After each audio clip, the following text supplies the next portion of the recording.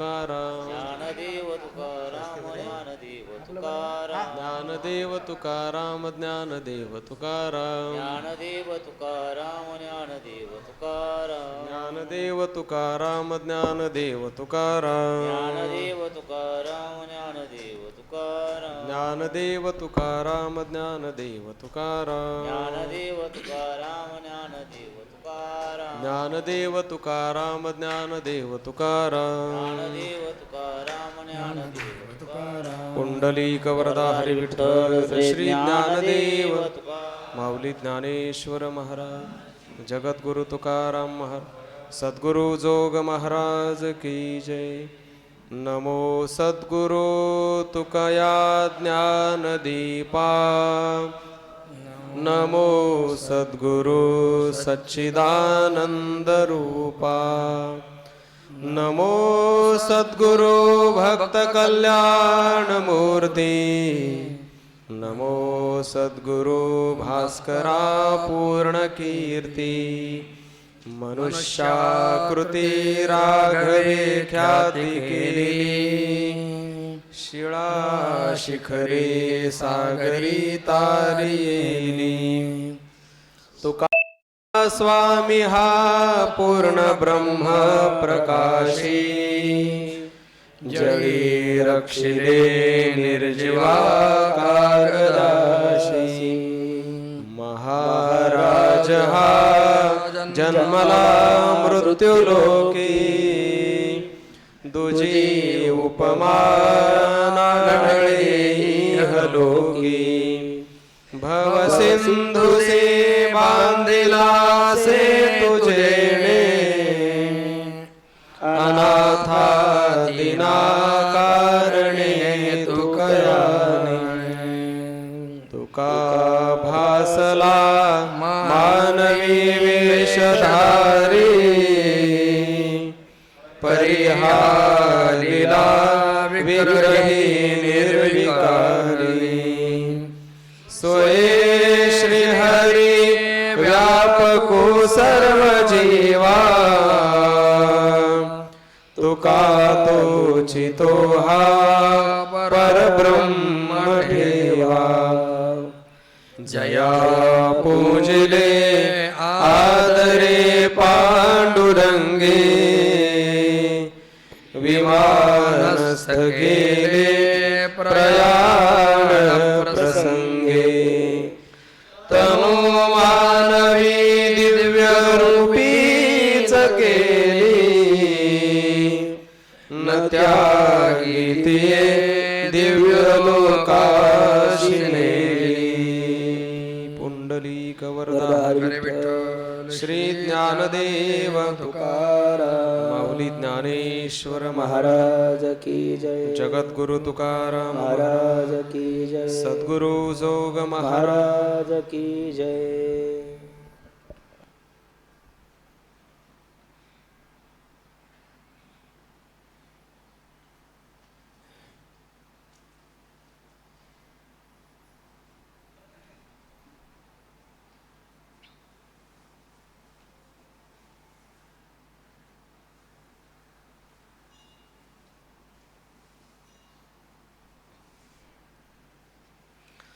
हरये नमः श्री गणेशाय नमः श्री सरस्वत्यै नमः श्री गुरुभ्यो नमः। सजयति सिन्दूरवदनो देवो यत्पादपङ्कजस्मरणं वासरमणिरिव तमसां राशीन्नाशयति विघ्नानाम्। ॐ नमः परमहंसास्वादितचरणकमलचिन्मकरन्दाय भक्तजनमानसनिवासाय श्रीरामचन्द्राय वागीशायस्य वदने लक्ष्मीर्यस्य च वक्षसि यस्यास्ते हृदये संवित्तन्नरसिंहमहं भजे। मूकं करोति वाचालं पङ्गुं लङ्घयते गिरिं यत्कृपातमहं वन्दे परमानन्दमाधवम्। नारायणं नमस्कृत्य नरं चैव नरोत्तमं देवीं सरस्वतीं व्यासं ततो जयमुदीरयेत् श्रूयतां देवदेवेश नारायण जगत्पते त्वदीयेनावदानेन कथयिष्ये शुभाकथाः नमामि सद्गुरुं शान्तं सच्चिदानन्दविग्रहं पूर्णब्रह्मपरानन्दम् ईशमाळन्दिवल्लभम् योऽन्तः प्रविश्य मम वाचमिमां प्रसुप्ताम् सञ्जीवयत्यखिलशक्तिधरस्वधाम्ना अन्यांश्च हस्तचरणश्रवणत्वगादीन् प्राणान्नमो भगवते पुरुषाय तुभ्यं ज्ञानेन योगेन च कर्मणा च भक्त्या च सर्वस्वसमर्पणेन आराधिताभ्यां श्रुतिमार्गदक्षैर् नमो नमः श्रीगुरुपादुकाभ्यां सुरासुरासेवितपादपङ्कजा करे विराजत्कमनीयपुस्तका विधेश्च पत्नी कमलासनप्रिया सरस्वती नृत्यतु वाचि मे सदा समचरणसरोजं सान्द्रनीलाम्बुदाभं जगननिहितपाणिं मण्डनं मण्डनानां तरुणतुलसीमालाङ्कन्धरं कञ्जनेत्रं सदयधवलहासं विठ्ठलं चिन्तयामि अलङ्कापुरी रम्यसिंहासनस्थं पदाम्भोजतेजस्फुरद्दिक्प्रदेशं विधीन्द्रादिदेवैः सदा स्तूयमानं समाधिस्थमूर्तिं भजे ज्ञानदेवं नमो सद्गुरु तुकया ज्ञानदीपा नमो सद्गुरु सच्चिदानन्दरूपा नमो सद्गुरु भक्तकल्याणमूर्ति नमो सद्गुरु भास्करा पूर्णकीर्ति पुंडलीकवरधरि विठ्ठल श्री ज्ञानदेव तुकाराम श्री पंढरीनाथ भगवान की जय माऊली सद्गुरु ज्ञानेश्वर महाराज की जगद्गुरु श्री तुकाराम महाराज की जय सद्गुरु जोग महाराज की जय नको नको मना गुंतू माया जाळी काळ आला जवळी ग्रासावया काळाची हे उडी पडेल बा जेव्हा सोडविना तेव्हा मायबाप सोडविना राजा देशीचा चौधरी आणिक सोयरी भली भली तुका म्हणे तुला सोडविना कोणी एका चक्रपाणी वाचून या काळाची हे उडी पडेल बा जेव्हा सोडविना तेव्हा मायबाप महाविष्णू महाकैवल्य तेजोनिधी संत सम्राट ज्ञानेश्वर महाराजांच्या पावन अलंकापुरी क्षेत्रामध्ये त्यांच्या संजीवन समाधीच्या समीप आणि आपणा समस्त संत सज्जन महानुभाव श्रेष्ठ वैष्णवांच्या मांदियाळीमध्ये तुकोपनिषद अर्थात जगद्गुरु तुकाराम महाराजांनी सगळ्या जगाच्या कल्याणार्थ उद्धारार्थ केलेल्या या दिव्य उपदेशामृताच्या चिंतनामध्ये अष्टादशाच्या निमित्तानं आपण सर्वजण एकत्र सम्मिलित झालेलो आहोत. प्रस्तुत शृंखलेमध्ये त्या ठिकाणी अभंगांचं चिंतन माऊलींच्या तुकोबरायांच्या कृपेनं आपण करणार आहोत. महाराजांनी मनाला उपदेश करणारा हा अत्यंत महत्त्वपूर्ण असा अभंग या ठिकाणी सांगितलेला आहे. मनावर सगळ्या गोष्टी अवलंबून आहेत. मन एव मनुष्यानां कारणं बंधमोक्षयोः बंधाय विषयासक्त मुक्ते निर्विषयं मनः. त्या ठिकाणी मनच साधकाच्या मनुष्याच्या बंधाला किंवा मुक्तीला त्या ठिकाणी कारण आहे. म्हणून अनेक महात्म्यांची प्रवृत्ती शास्त्राची प्रवृत्ती मनाला उपदेश करण्यामध्ये त्या ठिकाणी झालेली असते. जगद्गुरु तुकाराम महाराज मनाला उपदेश करतात. अनेक संतांनी हा उपदेश मनाला केलेला आहे. समर्थ रामदास स्वामी महाराजांनी मनाचे श्लोक यामध्ये 205 श्लोकांमध्ये मनाला अत्यंत बहारीचा असा उपदेश त्या ठिकाणी केलेला आहे. तुकाराम महाराज या ठिकाणी वर्णन करतात, त्या मनाला ते उपदेश करतात, हे मना तू या मायाजाळामध्ये त्या ठिकाणी गुंतून राहू नकोस. संसाराचं हे सगळं मायाजाळ आहे. या संसाराच्या जालामध्ये त्या ठिकाणी जर तू गुंतलास तर तुझ्या कल्याणाला तू मुकशील, म्हणून तू यामध्ये मुकू नकोस. हे सगळं जाळ शब्दजंजाळ अत्यंत कठीण असतं. आदिशंकराचार्य महाराज विवेक चूडामणीमध्ये म्हणतात, शब्दजालम महारण्यम चित्तभ्रमणकारकम. हे सगळं जे जाल आहे, महारण्य, हे चित्ताला भ्रमित करणारं असं आहे. म्हणून तुकोबाराय मनाला म्हणतात की तू या सगळ्या संसाराच्या पाशामध्ये, या मायाजाळामध्ये गुंतू नकोस. याचं कारण आहे, तू या सगळ्या संसारामध्ये गुरफटून राहिलास तर तुला हे कळणार नाही की त्या ठिकाणी काळ ग्रास करण्यासाठी तुझ्या मागे लागलेला आहे. देह हे काळाचे, धन कुबेराचे, तिथे मनुष्याचे काय आहे. देह जाईल जाईल असे काळोबा खाईल. हा काळ देहाला त्या ठिकाणी ग्रसित करण्यासाठी त्या ठिकाणी सारखा उभा आहे, सजग आहे. ज्ञानोबा एका ठिकाणी ज्ञानेश्वरीत वर्णन करतात की तो बेडूक आपल्या पिलांना कशी शिकार करावी हे सांगत असतो. दरदूर सापे गिळजत आहे उभा, तो माशिया की माशिया वेटाळी जिभा. तो त्या ठिकाणी दरदूर म्हणजे बेडूक समोरच्या छोट्या छोट्या कीटकांना खाण्यासाठी त्या ठिकाणी तयार आहे, तो करतो आहे. परंतु त्याला हे ठाऊक नाही आहे की त्याच्या मागे एक भयानक सर्प त्याला गिळंकृत करण्यासाठी त्या ठिकाणी उभा आहे. म्हणून महाराज म्हणतात की काळ तुला ग्रासण्यासाठी जवळ आलेला आहे, आणि जेव्हा काळ झडप घालेल तेव्हा त्या ठिकाणी तुला या सगळ्या काळाच्या मोठ्या चपेट्यातून सोडविणारं कुणीच असणार नाही.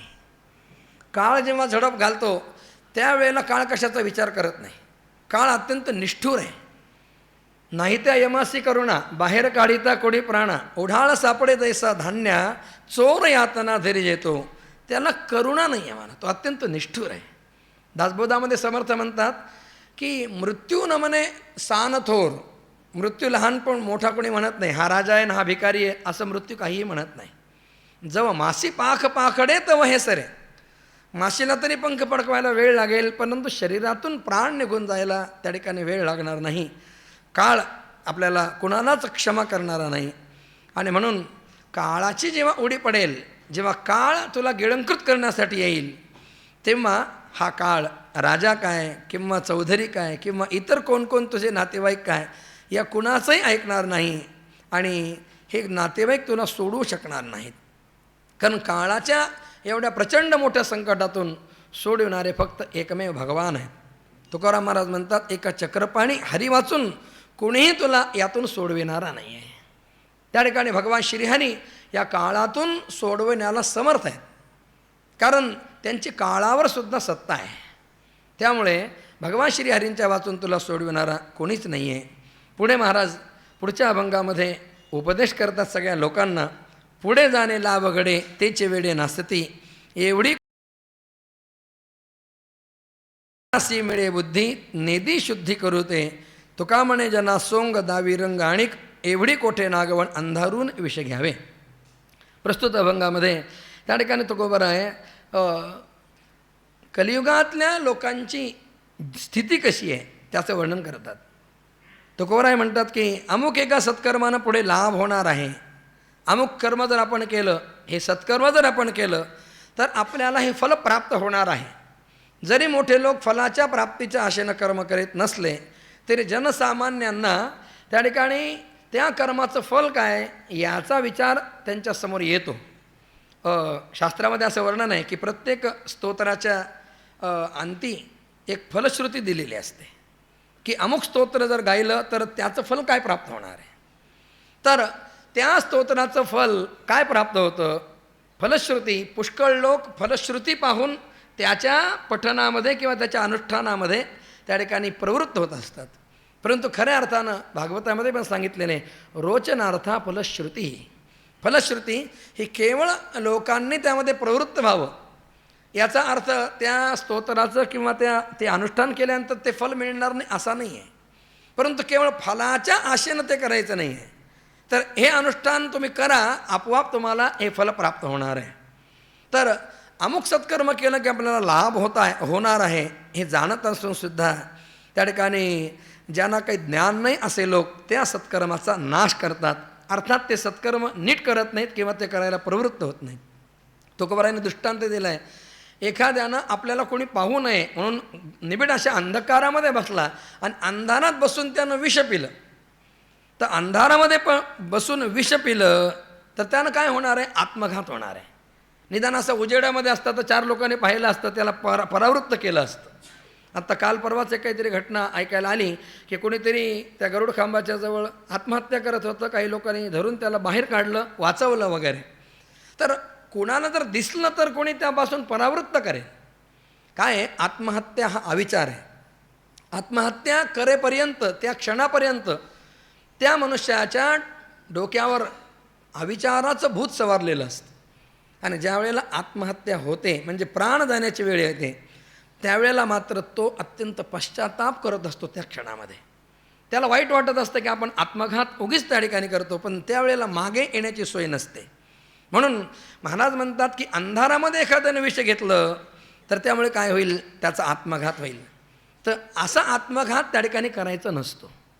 बाकी कोणती पापं आपल्या हातून झाली तरी चालतील, याचा अर्थ ते करावी असं नाही आहे. परंतु आत्महत्येसारखं पातक त्याचा विचारसुद्धा मनामध्ये येता कामा नये. तुका म्हणे आत्महत्या रे पातकी. आत्महत्या करणाराला मुक्तीच प्राप्त होत नाही. आत्महत्या करणारा त्या ठिकाणी नेहमी अतृप्त राहून सर्वत्र संचार करत असतो. म्हणून आत्महत्या करण्यासारखा महापाप त्याचा विचारसुद्धा त्या ठिकाणी करता कामा नये. तुकोबाराय म्हणतात ज्या वाईट घटना होणार असतात त्याला अनुसरूनच तसं कर्म करण्याची बुद्धी होत असते. आता अशी प्रवृत्ती आत्महत्येची किंवा पाप करण्याची का होते किंवा पुण्य करण्याची प्रवृत्ती का होते? तर चोदना लक्षणार्थो धर्म हा असं धर्माचं एक सूत्र, एक व्याख्या धर्माची केलेली आहे. तर पूर्वीचं जे आपलं कर्म आहे ते कर्म आपल्याला उत्तर कर्म करण्याची प्रेरणा देत असतं. त्या ठिकाणी पूर्वकर्मानुसारिणी जी बुद्धी आहे, बुद्धिक कर्मानुसारिणी असं वर्णन केलेलं आहे. तेव्हा पूर्वकर्माच्या अनुसार ती बुद्धी आपल्याला त्या ठिकाणी वर्तमानातलं कर्म करण्याला चोदना करत असते, अर्थात प्रेरित करत असते.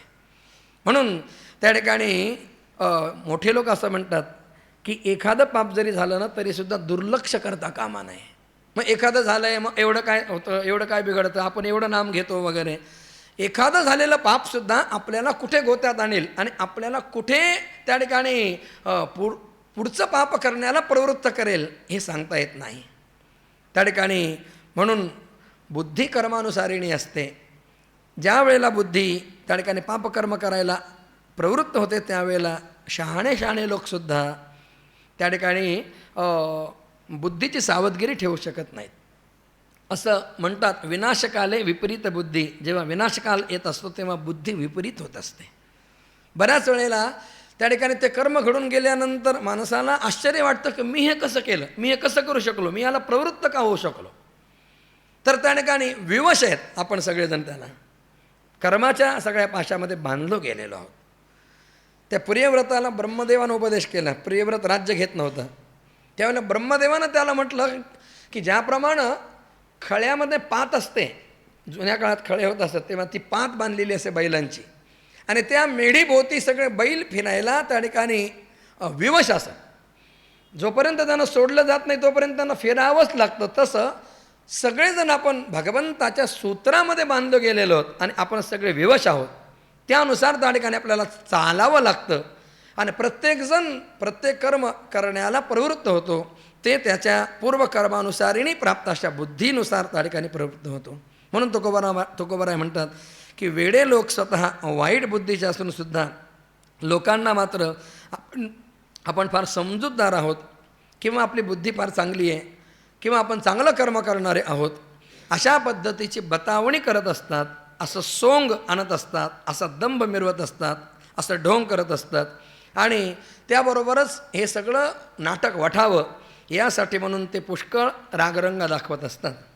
तुकोबाराय पुढच्या अभंगामध्ये त्या ठिकाणी पुन्हा उपदेश करतात. ऐका गा हे अवघे जन शुद्ध मन हे हित अवघा काळ नये जरी समयावरी जाणावा नाही कोणी सवे येता संचिता या वेगळा बरवा अवकाश आहे करास आहे इंद्रिये कर्मभूमी ऐसा ठाव व्यवसाव जाणावा तुका म्हणे उत्तम जोडी जाती घडी नरदेह अवघा काळ नाही जरी समयावरी जाणावा. तुकाराम महाराज लोकांना उपदेश करतात की हे लोकांनो ऐका, आपलं मन जे आहे ते मन शुद्ध केलं पाहिजे. सकळांच्या पाया माझे दंडवत आपुलाले चित्त शुद्ध करा. म्हणजे सगळ्या लोकांचा कळवळा अंतरंगामध्ये आहे, म्हणून संत निरनिराळ्या पद्धतीनं त्या ठिकाणी लोकांना उपदेश करण्याचा प्रयत्न करत असतात. कधी त्यांचा उपदेश हा त्या ठिकाणी जरा कडक शब्दामध्ये असतो. नाथ महाराजांचा उपदेश जरा कडक शब्दामध्ये, काय माय गेली होती भूतापाशी वगैरे, तर त्या ठिकाणी अशा कडक शब्दामध्ये कधी सांगतात, कधी संत महात्मे समोरच्या लोकांना हात जोडून विनंती करून त्या ठिकाणी सांगतात की मनाला रागद्वेष रहित करणं हेच यामध्येच मनुष्य मात्राचं मनुष्याचं हित आहे. त्या मनाला निर्विकार करणं, कारण जोपर्यंत चित्त शुद्ध होत नाही तोपर्यंत आपण किती परमार्थ केला तरीसुद्धा तो परमार्थ भगवंतापर्यंत आपल्याला पोहोचवण्याला समर्थ होत नाही. म्हणून चित्ताच्या शुद्धीसाठी आधी प्रयत्न करायला हवा. आचार्य महाराज म्हणतात, चित्तस्य शुद्धये कर्म न तू वस्तूपलब्धये. कर्म जे आहे ते चित्ताच्या शुद्धीर्थ आहे, परमात्मा वस्तूच्या प्राप्तीसाठी कर्म नाही आहे. तर कर्म जे आहे शुद्ध सात्विक जे कर्म आहे ते कर्म आपल्याला चित्तशुद्धीद्वारा परमात्मा प्राप्तीला किंवा आत्मस्वरूपाच्या बोधाला कारण आहे. प्रत्यक्ष कर्मानं भगवत प्राप्ती होणार नाही, कर्मानं चित्तशुद्धी होणार. आणि ती चित्तशुद्धी झाल्यानंतर अगदी थोडं जरी हरिनाम घेतलं, भावे गावे गीत शुद्ध करून या चित्त तुझं व्हावा आहे देव तरी हा सुलभ उपाव, तरीसुद्धा भगवंताची प्राप्ती आपल्याला अत्यंत समीप आहे.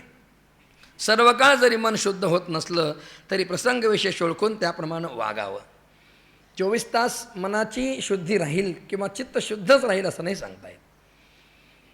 ब्रह्मनिष्ठ महात्म्यांची गोष्ट वेगळी, परंतु सामान्य लोकांना प्रपंचामध्ये व्यवहारामध्ये राहावं लागतं आणि व्यवहारातल्या अनेक प्रसंगांचा परिणाम त्या ठिकाणी आपल्या मनावर होत असतो. म्हणून सत्वरजतम या 3 गुणांचं द्वंद्व हे सारखं मनामध्ये त्या ठिकाणी चालू असतं. ज्यावेळेला सत्वगुण किंवा सात्विक वृत्तीचं आधिक्य होतं त्यावेळेला मनाची प्रवृत्ती पूर्णतः सात्विक असते. काही वेळा रजोगुणाचं आधिक्य होतं, काही वेळेला तमोगुणाचं आधिक्य होतं. आमचे परमश्रद्धे काशीचे गुरुजी नेहमी म्हणत असतात की झोप जर खूप येत असेल ना तर ते म्हणतात तमोगुण वाढायला लागला आहे म्हणतात. तमोगुणाचं कार्य निद्र आहे. तेव्हा जेव्हा तमोगुणाचं आधिक्य होतं तेव्हा त्या ठिकाणी मनुष्य आलस्य निद्रा वगैरे याकडे झुकत असतो किंवा वाईट कर्म करण्याला प्रवृत्त होत असतो. त्या ठिकाणी प्रसंगविशेष ओळखून त्याप्रमाणे साधकानं वागलं पाहिजे.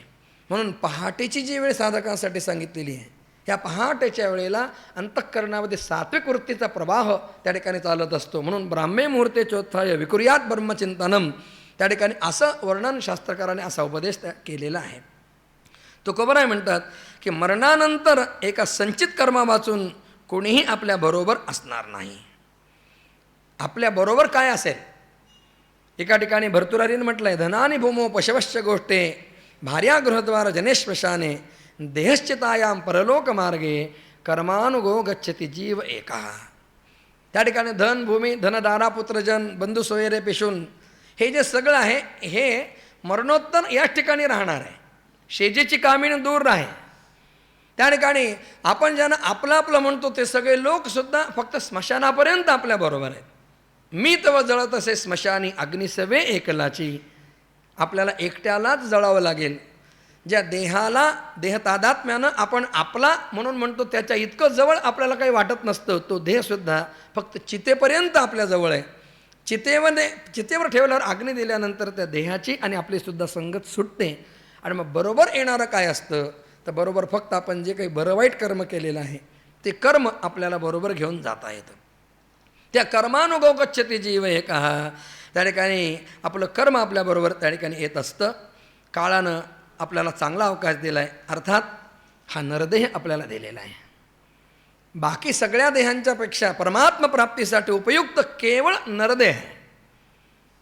मनुष्य देहाचे ज्ञाने सच्चिदानंद पदवी घेणे ऐसा अधिकार नारायणे कृपावलोकने दिला. म्हणून हा अवकाश आपल्याला चांगला मिळालेला आहे. एका ठिकाणी एका हिंदी कवीने म्हटलं, अवसर बार बार नाही आवे. असा जो अवसर आहे त्या ठिकाणी असा पुन्हा पुन्हा येत नसतो. धन्य हे आनंदाची सापडली वेळ. भगवंताने आपल्याला हा मनुष्य देह दिलेला आहे. त्यामुळे त्या ठिकाणी आपल्याला हा फार अवकाश सुधारण्यासाठी, त्या जन्ममरणरूप दुःख परंपरेतून सुटण्यासाठी ही संधी आपल्याला दिलेली आहे. आणि म्हणून तोपर्यंतच इंद्रियांना परमार्थ करण्याविषयी अनुकूल करून घ्या.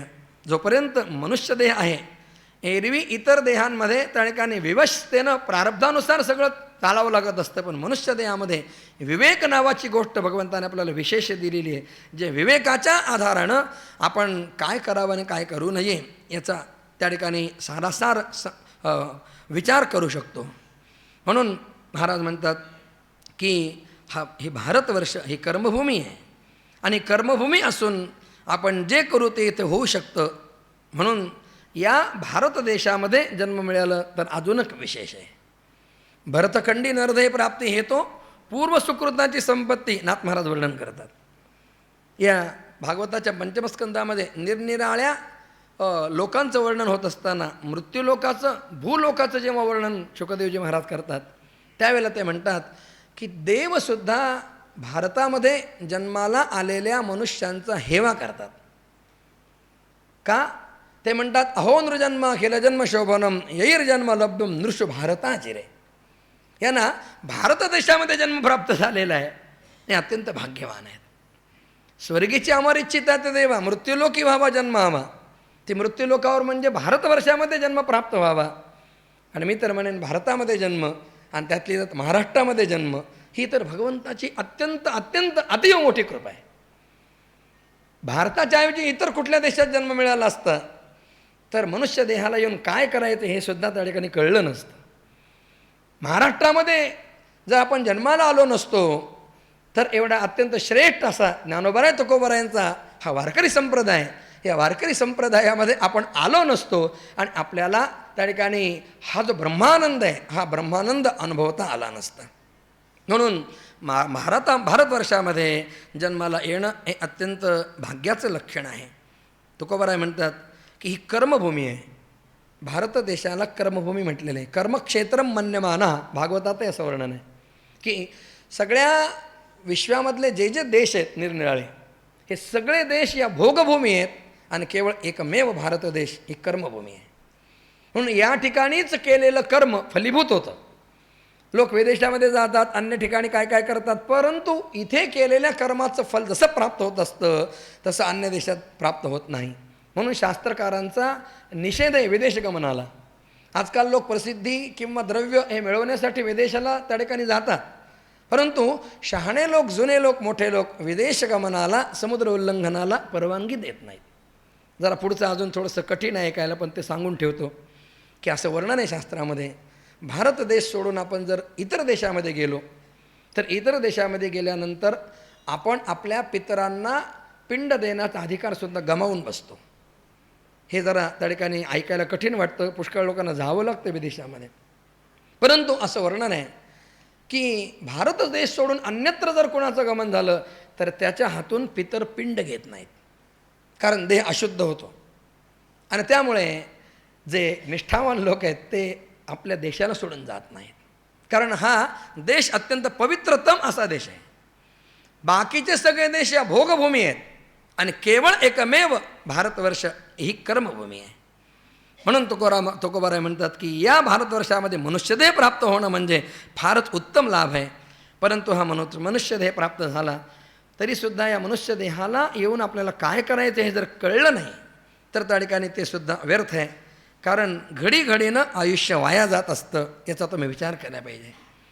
पंचदशी काराणी असं म्हटलेलं आहे की मातीच्या कच्च्या घड्यामध्ये पाणी भरून ठेवल्यानंतर जसं त्या ठिकाणी त्या घड्यातलं पाणी थेंबाथेंबानं वाहून निघून जातं, तसं आयुष्य हे क्षणाक्षणानं त्या ठिकाणी आपलं कमी कमी होत जात आहे, नष्ट होत आहे.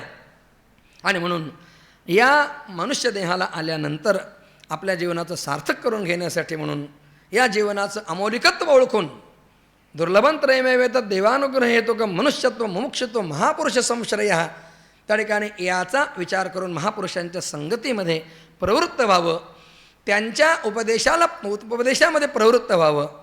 संतांची सेवा ही त्या ठिकाणी आपल्या जन्माचा उद्धार करणारी अशी आहे. तुकोबाराय जरा थोडंसं रागानं म्हणतात की जो मनुष्य संत सेवेमध्ये प्रवृत्त होत नाही, त्या ठिकाणी काय करावं? तुकोबाराय सांगतात, संत सेवेसी अंग चोरी दृष्टी न पडो तयावरी, ऐसियासी व्याली रांड जळो जळो तिचे तोंड, संत चरणी ठेविता भाव आपोआप भेटे देव, तुका म्हणे संत सेवा माझ्या पूर्वजांचा ठेवा. 4 चरणापैकी 2 चरणामध्ये जो संत सेवेला प्रवृत्त होत नाही त्याची निर्भर्सना किंवा त्या ठिकाणी तुकोबाराय त्याचा उपहास किंवा त्या ठिकाणी त्याला दोष देतात. संत सेवेसी अंग चोरी, संतांची सेवा करण्यामध्ये जो अंग चोरतो अर्थात जो कुचराई करतो त्या ठिकाणी जो संत सेवेमध्ये साधू सेवेमध्ये प्रवृत्त होत नाही, जो संत सेवा करण्याला कुचराई करतो, अंग झटकून संत सेवा करणं, तनु मनु जीवे चरणासी लागावे, तनु अर्पण मन अर्पण वाणी अर्पण सर्व प्रकारानं संतांची सद्गुरूंची सेवा करणं हे खऱ्या हिताचं आहे.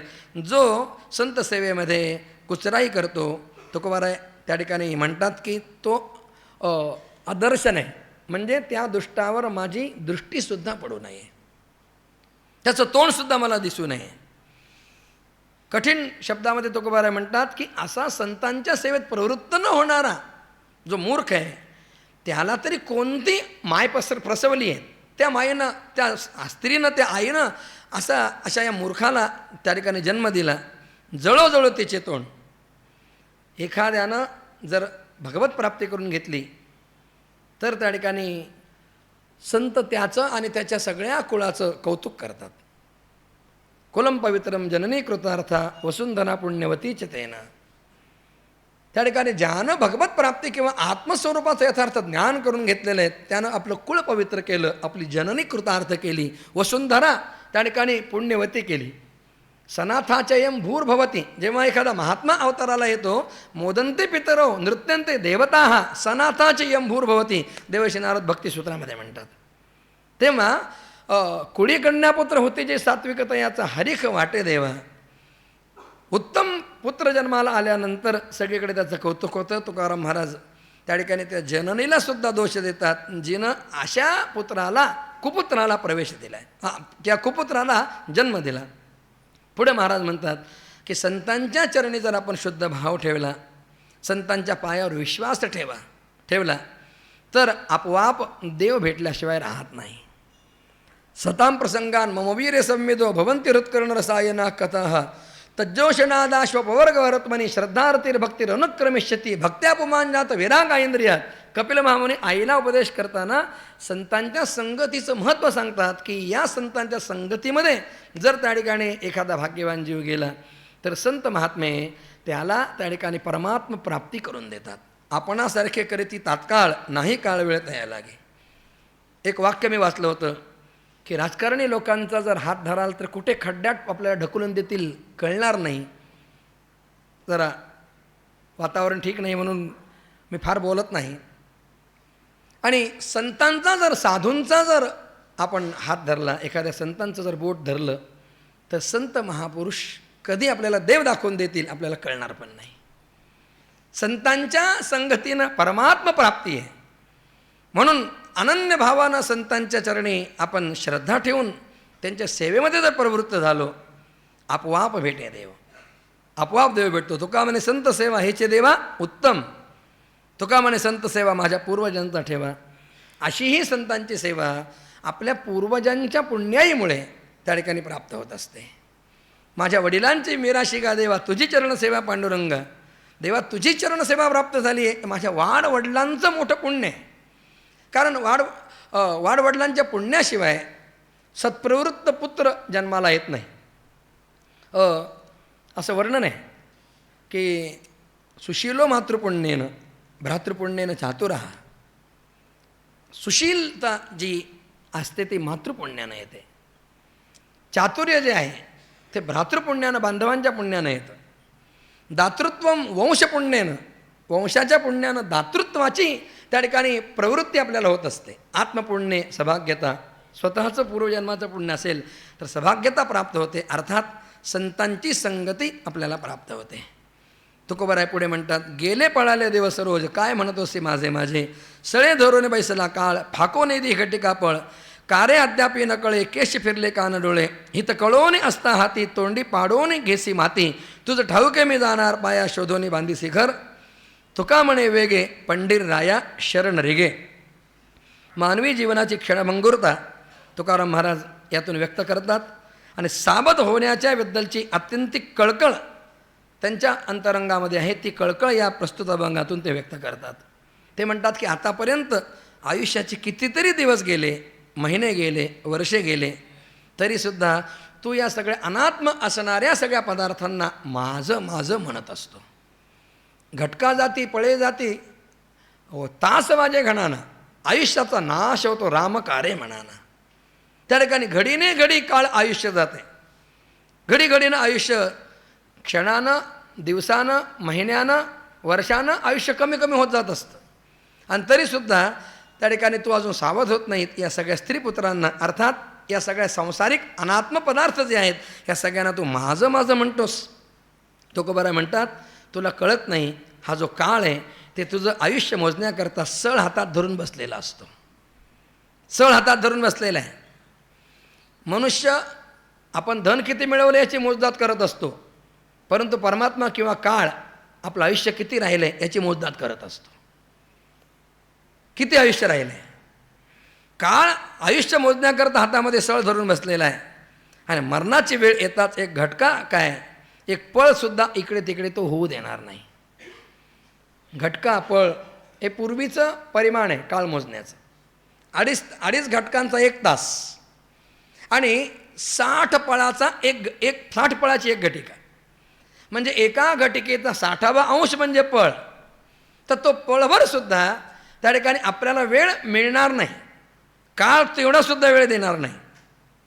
किंवा आपण आयुष्यभर जर हरिनाम घेतलं नाही तर काळ तुझ्याविषयी मनामध्ये वैर ठेवून बसलेला आहे. भगवान श्रीकृष्णांच्या लीलांमध्ये एक लीला आहे. त्याने भरलेला डेरा एका म्हाताऱ्याच्या डोक्यात फोडला. यशोदामयाने विचारलं तेव्हा भगवंताने म्हटलं एवढं आयुष्य मी दिलेलं असताना हा दिवसभर झोपा काढतो. भगवंताला किंवा काळाला राग येत असतो.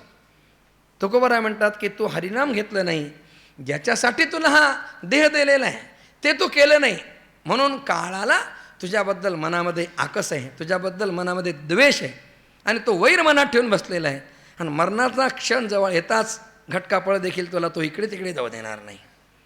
जरा विचार कर, या देहाची स्थिती वारंवार बदलणारी आहे. केस पांढरे होतात, कानाला ऐकू येत नाही, डोळ्याला दिसत नाही, तरीसुद्धा अजून तू सावध होत नाहीस. आचार्य महाराज म्हणतात अंगम गलितम फलितम मुंडम दशनविहीनम जातम तुंडम वृद्धो याती गृहीत्वा दंडम तदपि न मुंचती आशा पिंडम. त्या ठिकाणी एवढे सगळे स्थित्यंतर होतात, वयोवृद्ध किंवा जरा येते, तरीसुद्धा अवघे करती हाड अशी अवस्था असताना सुद्धा त्या ठिकाणी तू सावध होत नाही आहेस. तुला त्या ठिकाणी मरणाची भीती वाटत नाही किंवा मरणाचा विचार तुझ्यामध्ये येत नाही. श्रद्धे डोंगरेजी महाराज नेहमी म्हणत असतात मनुष्य पाप क्यों करता है, वो अपने मृत्यू को भूलता है इसलिए वह पाप करता है.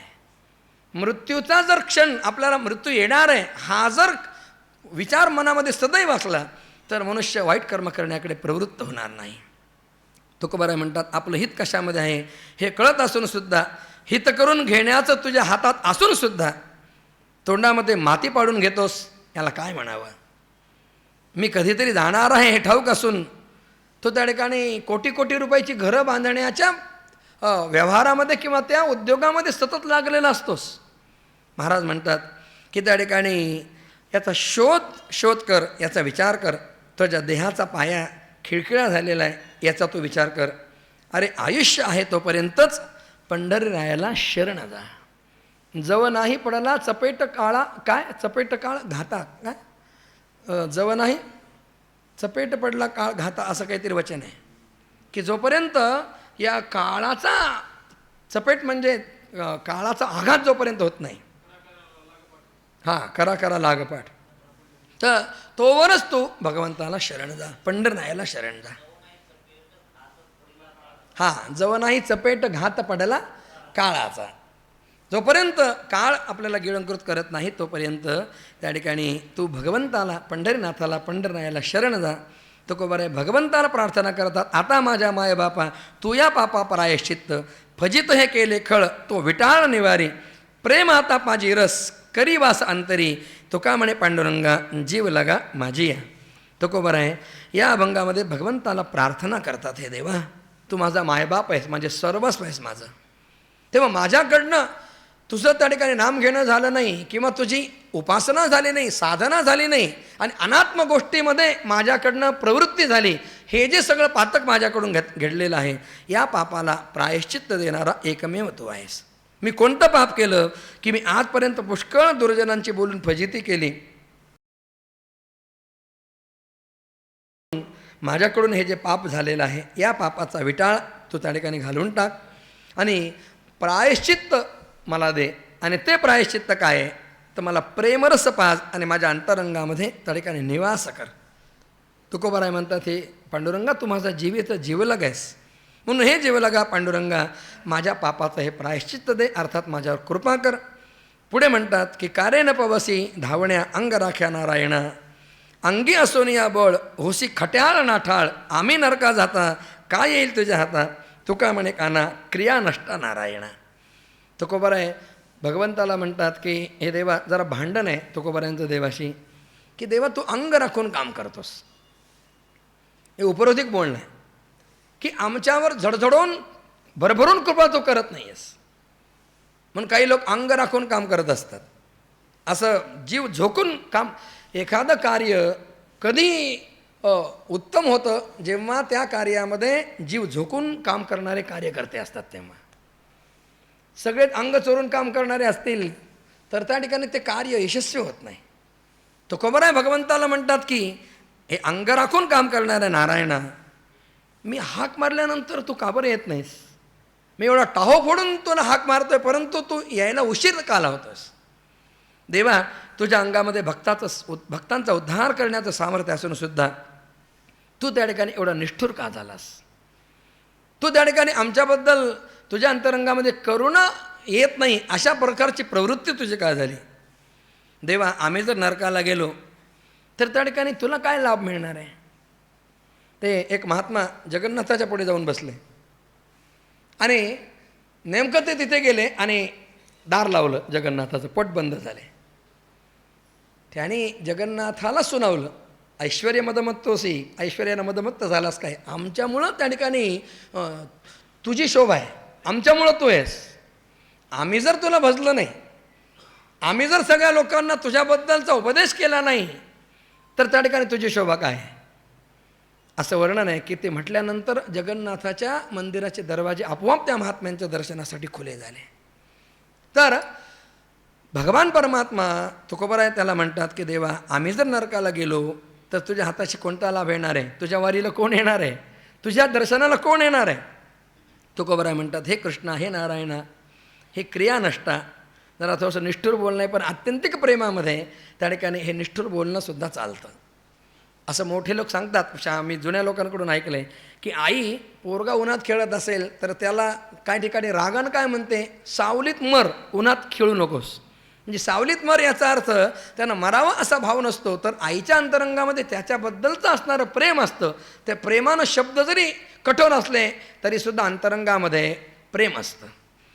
तर पितामह भीष्मांनी भागवतामध्ये स्तुती केली आहे. त्यावेळेला पितामह भीष्म एक भाव असा व्यक्त करतात की देवा तू माझ्यावर शस्त्र धारण करून आलास, त्यावेळेला मला असं दिसत होतं की बाहेरून जरी तू शस्त्र धारण केलं असलंस तरीसुद्धा अंतरंगामध्ये माझ्याबद्दलचं अपार प्रेम ओसंडून वाहत आहे. सगळा प्रसंग नाही सांगता येत. पितामह भीष्मांनी प्रतिज्ञा केली की मी भगवान श्रीकृष्णानं हातात शस्त्र धारण करायला लावेल. भगवान श्रीकृष्णांची प्रतिज्ञा होती, नजरी शस्त्र करी मी. मग आता प्रतिज्ञा कोणाची, एकाची खरी होणार. भगवंताने विचार केला माझी प्रतिज्ञा भंग झाली तरी चालेल, मला कोणी दोष दिला तरी चालेल, पण आयुष्यभर निष्कलंक जीवन जगणाऱ्या माझ्या भीष्मासारख्या या भक्ताची प्रतिज्ञा भंग होऊन त्याच्या उत्तरायुष्यामध्ये त्याला प्रतिज्ञाभंगाचा कलंक लागू नये म्हणून भगवंतानी आपली प्रतिज्ञा तोडली. भीष्मपण केला खरा, धनुर्धरा रक्षिले, आणि आपली प्रतिज्ञा तोडून भीष्मांची प्रतिज्ञा भगवंतानी खरी केली. भीष्म म्हणतात मी हे जाणतोय बाहेरून जरी तू राग धरलास किंवा शस्त्र हातात धरलंस तरी सुद्धा अंतरंगात माझ्याबद्दलचं अपार प्रेम तुझ्या ओसंडून वाहत आहे. त्या ठिकाणी तुकोबराय भगवंताला हेच त्या ठिकाणी सांगतात की देवा तू माझा जीवलग आहेस, तेव्हा तुझं आमच्याबद्दल अंतरंगामध्ये अत्यंतिक प्रेम आहे, म्हणून तू हे नारायणा त्या ठिकाणी लवकर धावून ये. माझे पाय तुझी डोई ऐसे करी का भाग देई, पाहता दिसे उफराटे घडे तई भाग्य मोठे, बहुसाधन मोलाचे यासी जोडा दुजे कैचे, नका अनुमानो विठ्ठला तुका म्हणे धडा झाला. देवा माझ्यावर कृपा कर. म्हणजे काय कर तर माझे पाय तुझे पाय आणि माझं डोकं, तुझे जे पाय आहेत ते माझे ठेव आणि माझं जे डोकं आहे ते तुझं ठेव. म्हणजे काय, माझे चित्त तुझे पायी राहे ऐसी करी काय. नेहमी माझं जे मस्तक आहे ते तुझ्या चरणांच्यावर नेहमी स्थिर झालेलं असावं. आणि हे करण्याविषयी तुम्हाला वचन नाही. तुझे पाय ते माझे आणि माझं मस्तक ते तुझं, हे वरवर जरी पाहिलं तरीसुद्धा उलटं जरी दिसत असतं तरीसुद्धा देवा तुझे पाय नमस्कार करण्याकरता कायमचे माझ्या हक्काचे झाले पाहिजेत. म्हणजे मी ज्या क्षणी तुझ्या चरणांचं चिंतन करेल त्या क्षणी ते चरण माझ्या अंतरंगामध्ये आले पाहिजेत, म्हणजे माझ्या हक्काचे झाले पाहिजे. आणि माझं मस्तक तुझ्या पायावर कायमचंच राहून ते तुझं झालं पाहिजे. तेव्हा असा समसमा संयोग जेव्हा घडून येईल ना, तेव्हा माझं फार मोठं भाग्य उदयाला आलं असं मी समजेल. कारण हे साधन फार महत्त्वाचं असल्यामुळं या साधनाची बरोबरी करणारं दुसरं साधन कोणतंच नाही आहे. तुकोबराय म्हणतात हे विठ्ठला, हे देवा, वरील गोष्ट करण्याविषयी माझा तर निश्चय झालेला आहे, परंतु तुम्हीसुद्धा तसं करण्याला संकोच करू नका. कारण पूर्वीपासून तसाच संप्रदाय किंवा तशीच पद्धत चालत आलेली आहे. हे नाथ तबाहन्न मामकी नस्त्वम. षट्पदी स्तोत्रामध्ये आचार्याने म्हटलं आहे की सामुद्रोही तरंगा क्वचन समुद्रो न तरंगा. त्या ठिकाणी देवा हे नाथ मी तुझा आहे, नाथ तबाहम न मामकी नस्त्वम. तेव्हा देवा तुम्ही हे जे वचन आहे हे वचन सत्य करा. यानंतर तुकोबराय पुढे थोडासा वेगळ्या विषयात प्रवेश करतात, परंतु तो यालाच अनुसरून आहे. भगवंताच्या चरणी आपलं चित्त सदैव राहावं यासाठी साधकानं काय केलं पाहिजे, आहार विहार त्याचा कसा असला पाहिजे, तर सांगतात पवित्र ते अन्न हरिचिंतनी भोजन, एर वेठ्या पोट भरी चाम मस्तकाचे परी, जेवून या तोचे झाला हरिचिंतनी केला काला, तुका म्हणे चवी आले जे का मिश्रित विठ्ठले. एर वेठ्या पोटभरी चाम मस्तकाचे परी.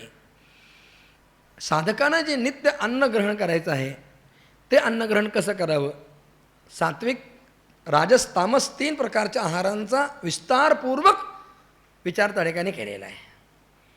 आहार म्हणजे काय, तर केवळ आपण जे अन्न खातो त्यालाच आहार म्हटलं नाही. आहार्यते इति आहारा, म्हणजे या इंद्रियांच्या द्वारा जे जे ग्रहण केलं जातं त्या प्रत्येकाला आहार असं म्हटलेलं आहे.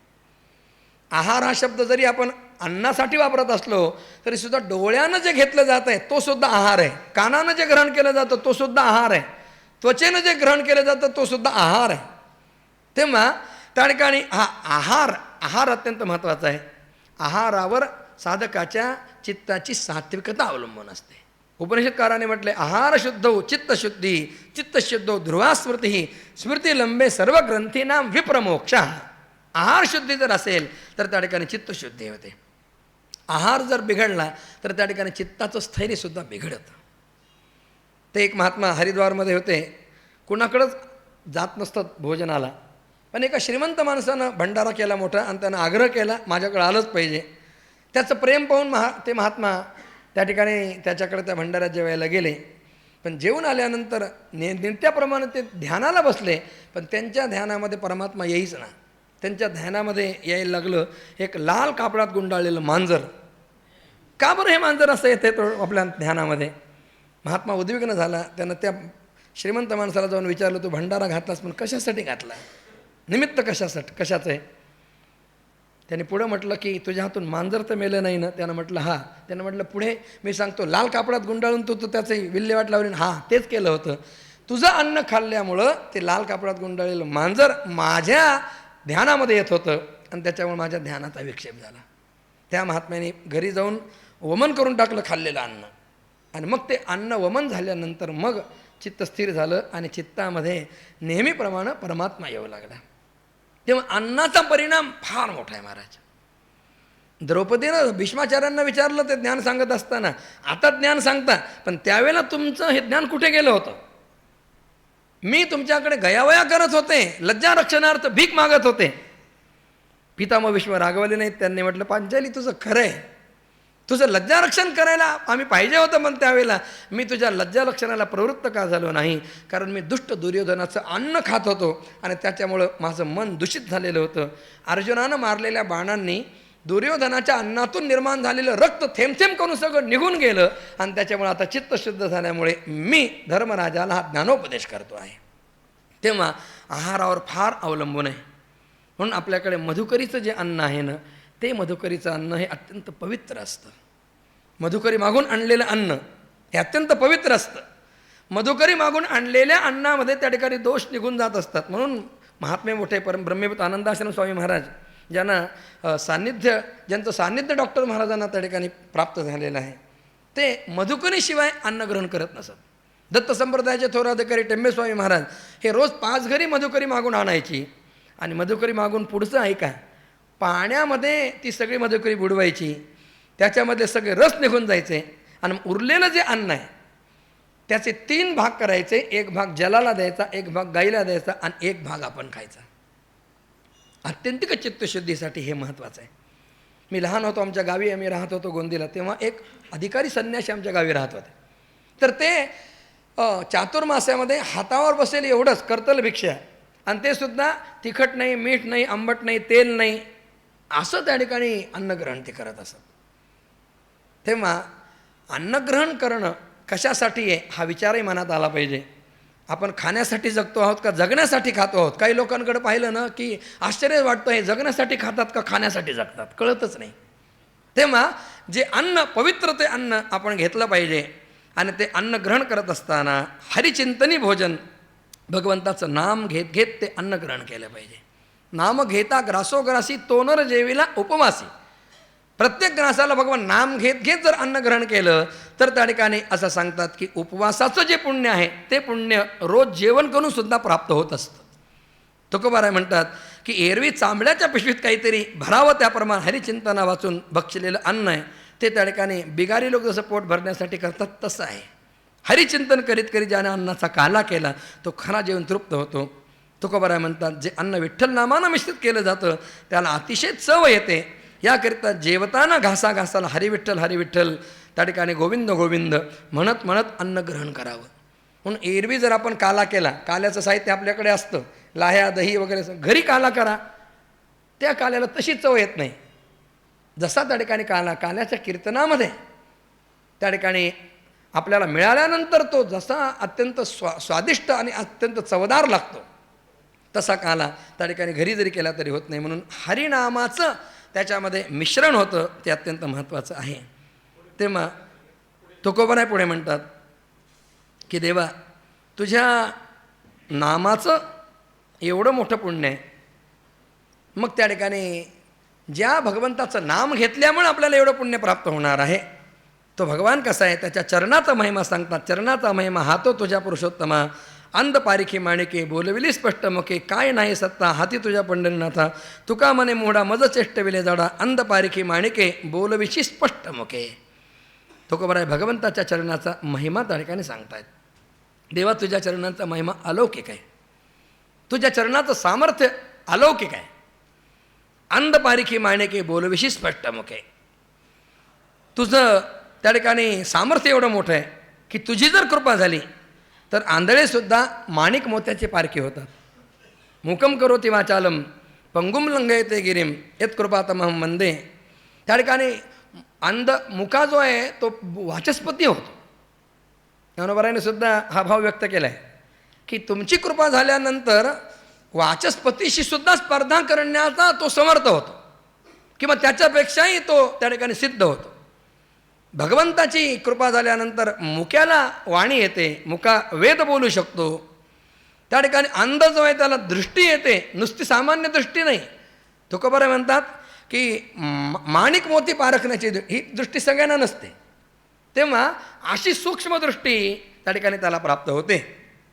मुके देखील स्पष्ट बोलतात, हे देवा तुझं असं दिव्य सामर्थ्य आहे, हे पंढरीनाथा तुझ्या हातात कोणती सत्ता नाही आहे, त्या ठिकाणी तू काय करू शकत नाहीस, सर्व सत्ता संपन्न तू आहेस. याच्याच सत्तेनं वेदाला चालणं आहे, याच्याच सत्तेनं सूर्य चालतो, त्या ठिकाणी सगळं जे काही चालतंय ते याच्या आसन्यानं चालतंय.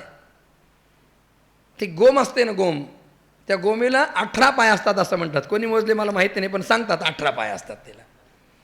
मग त्या 18 पायापैकी 1-2 पाय जर तिचे लंगडे झाले तर तिचं काम काही अडत नाही. ज्याला 2च पाय आहेत त्याचा एखादा पाय जरी लंगडा झाला तरी काम अडतं, पण गोमीच्या 18 पैकी 2-4 पाय लंगडे झाले तिचं काम अडत नाही. तसं भगवान परमात्माची सत्ता नसेल तर या जगाचं सगळं अडेल, पण त्या ठिकाणी जग असलं नसलं काय त्याचं काय अडणार आहे, त्या ठिकाणी त्याला काय फरक पडणार आहे. तुकोबरा म्हणतात, देवा त्या ठिकाणी तुझ्या सत्तेनं सगळं चालतं, तुझी सत्ता काय करू शकत नाही. आणि देवा तू जर मनात आणलं तर माझ्यासारख्या जड मूढाला सुद्धा काव्य करण्याला तू प्रवृत्त करणार आहेस. मी हे काव्य जे करतो आहे, अभंग रचना जी करतो आहे, हा वस्तुतः तुझ्या कृपेचा प्रसाद आहे. साळुंकी मंजूळ बोलतसे वाणी, बोलविता धणी वेगळाचे. देवा तू त्या ठिकाणी बोलविणार आहेस आणि त्याच्यामुळे मी हे सगळं करायला प्रवृत्त होतो. देवा तुझ्या प्राप्तीच्या आड येणारं प्रारब्ध नावाचं कर्म आहे, बळीवंत कर्म आपुला तो धर्म, पुढे घालून या सत्ता न्यावे पतना पतिता, आचरणे खोटी केली सलता ती पोटी, तुका म्हणे देवा नाही भजन केली सेवा, पुढे घालून या सत्ता न्यावे पतना परिता. देवा प्रारब्ध कर्म हे अत्यंत बळकट आहे, ते आपल्या स्वभावानुसार सुखदुःखांचे भोग आणि वासनेप्रमाणे कर्म घडवित असतं. प्रारब्ध कर्म बलवान आहे. आम्ही लहानपणी असताना पंक्ती बसायच्या, त्या पंक्तीमध्ये श्लोक म्हणले जायचे बघा.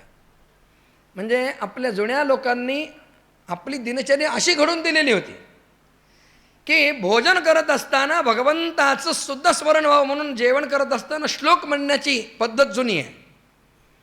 तेव्हा त्याच्यामध्ये आम्ही लहानपणी असं पंक्तीत जेवायला जात असताना ऐकलेला श्लोक आहे.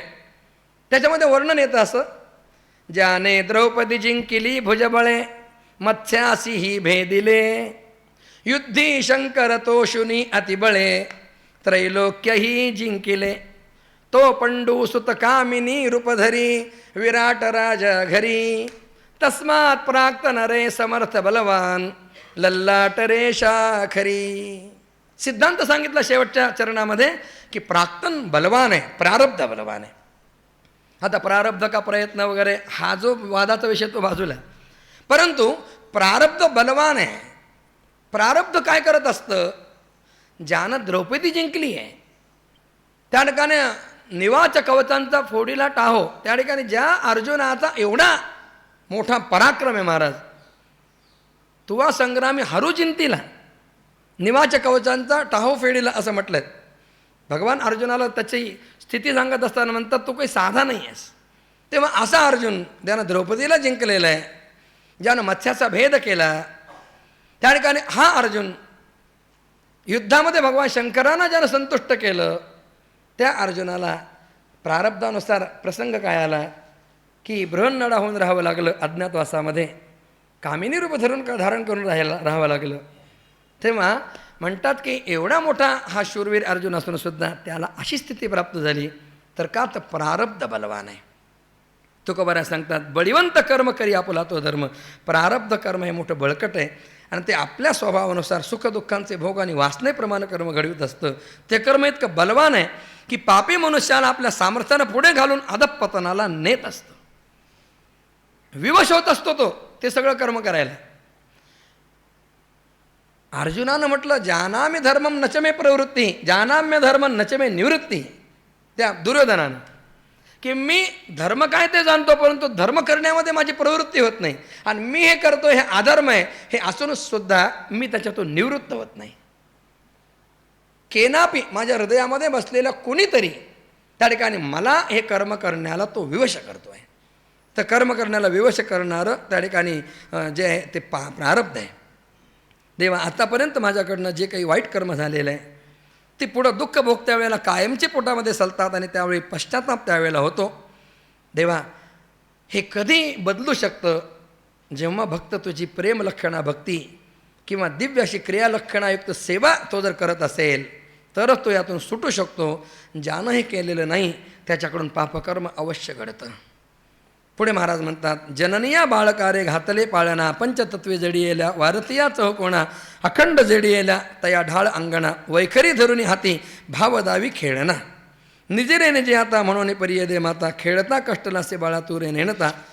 प्रस्तुत अभंगामध्ये त्या ठिकाणी तुकाराम महाराज हा रूपकात्मक अभंग त्या ठिकाणी सांगतात. तुकोबराय बोलतात की जननीनं पाळणा देण्यासाठी हातामध्ये दोरी घेतलेली आहे. ही जननी कोण आहे? तर संत रूपी जननी आहे, साधुरूपी माता आहे. हिनं काय केलं? या जीवनरूपी बालकाला देहत्रयाच्या पाळण्यामध्ये निजविलेलं आहे. स्थूल कारण सूक्ष्म या देहत्रयाच्या पाळण्यात निजवलं. हा पाळणा कसा आहे? लहान मुलाला त्या पाळण्यामध्ये तो ठिकाणी खेळावा म्हणून वरती काही खेळण्या बांधलेल्या जातात, चिमण्या वगैरे असतात.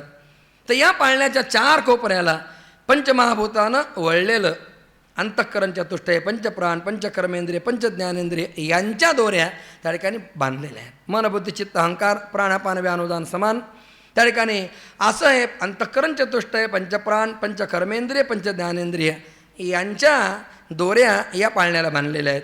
जागृती स्वप्न सुषुप्ती आणि तुरिया या 4 अवस्थारूपी बाहुल्या या पाळण्याच्या 4 कोपऱ्यावर त्या बाळाला खेळण्यासाठी बसविलेल्या आहेत.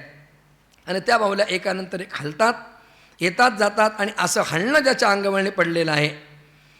पाळण्याची वैखरी वाणीरूपी दोरी हातामध्ये धरून संतरूपी माता मुलांच्या खेळण्यामध्ये कोणता भाव असावा आणि मुलांनी कसा व्यवहार करावा या संबंधी प्रस्तुत अभंगामध्ये बोध करते.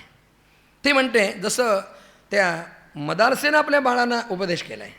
मदालसाई फार महासाध्वी होऊन गेले. तिनं आपल्या 3 पुत्रांना पाळण्यामध्येच निवृत्ती धर्माचा उपदेश केला आहे. हाधे नाशिवंत मळमूत्राचा बांधा त्या ठिकाणी निरनिराळा उपदेश तिनं केलेला आहे. शरण जाई स्मरेते हरिहरा शरण जाई गोविंदा. त्या ठिकाणी मदालसा जसा उपदेश करते तसे संत महात्मे मातृभावानं त्या ठिकाणी आपल्याला उपदेश करतायत. हे बाळा, आता तो स्वरूप स्थितीमध्ये निज, अर्थात आत्मस्वरूपामध्ये सतत अवगाहनकार ब्राह्मी स्थितीमध्ये सतत राहा. स्वरूप स्थितीमध्ये निज असे समजून आई त्याला झोके देऊ लागली. बाळा, तुला आपण कोण आहोत त्याचं ज्ञान नसल्यामुळे कर्तृत्व आणि भोक्तृत्वाच्या अभिमानानं संसाराचा खेळ तू खेळलास आणि त्यामुळे जन्ममरणाचे अपार कष्ट तुला झाले. याकरता तू आता निज याचा अर्थ आहे तसं जागा हो असा याचा खरा अर्थ आहे. परंतु निज या अर्थानं सुद्धा आपल्याला चिंतन करता येतं की तू स्वरूप स्थितीमध्ये आत्मस्थितीमध्ये सदा रममाण राहा. देहावर तुझी वृत्ती येता कामा नये, अनात्म पदार्थाच्याकडे तुझी वृत्ती जाता कामा नये. स्वरूपस्थितीमध्ये त्या ठिकाणी तू सदैव रममाण राहा.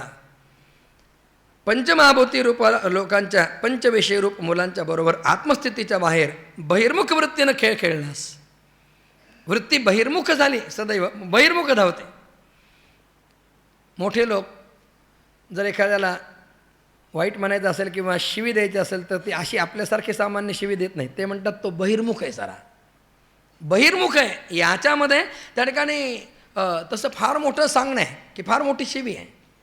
बहिर्मुख होऊन आतापर्यंत त्या ठिकाणी संसारामध्ये रमलास तर आता यमरूपी काळ्या तोंडाचा वागुलबुवा तुला धरून नेईल आणि तो कुठे तुला नेईल म्हणजे कोणत्या नरकात तुला घालेल हे त्या ठिकाणी अनुमान लावता येत नाही, हे कळत पण नाही.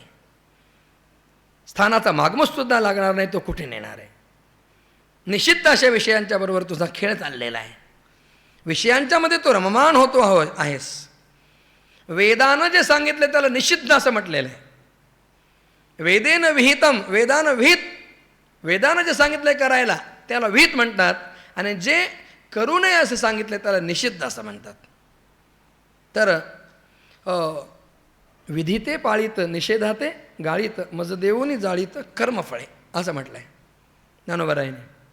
तेव्हा विधीनुसार जर जीवन जगलं तर त्या ठिकाणी तुला पापाला सामोरं जावं लागणार नाही. पण निषिद्ध कर्माचं आचरण जर तुझ्याकडून झालं तर निश्चितपणानं त्या ठिकाणी यमधर्म तुला न्यायला आल्याशिवाय राहणार नाही आणि तुला नरकामध्ये तो टाकल्याशिवाय राहणार नाही. कारण त्याचा तसा स्वभाव आहे. नाही त्या यमाशी करुणा, याकरता हे दुःखी बाळा, तुला मी हिताच्या गोष्टी सांगत आहे, तू माझ्या वचनाचं पालन कर, मी काय सांगते त्या ठिकाणी ते ऐक. तू मनुष्य देहाला आलास तेव्हा तुझ्याबरोबर पूर्वसंचित फार चांगलं होतं. मनुष्यदेह का प्राप्त होतो?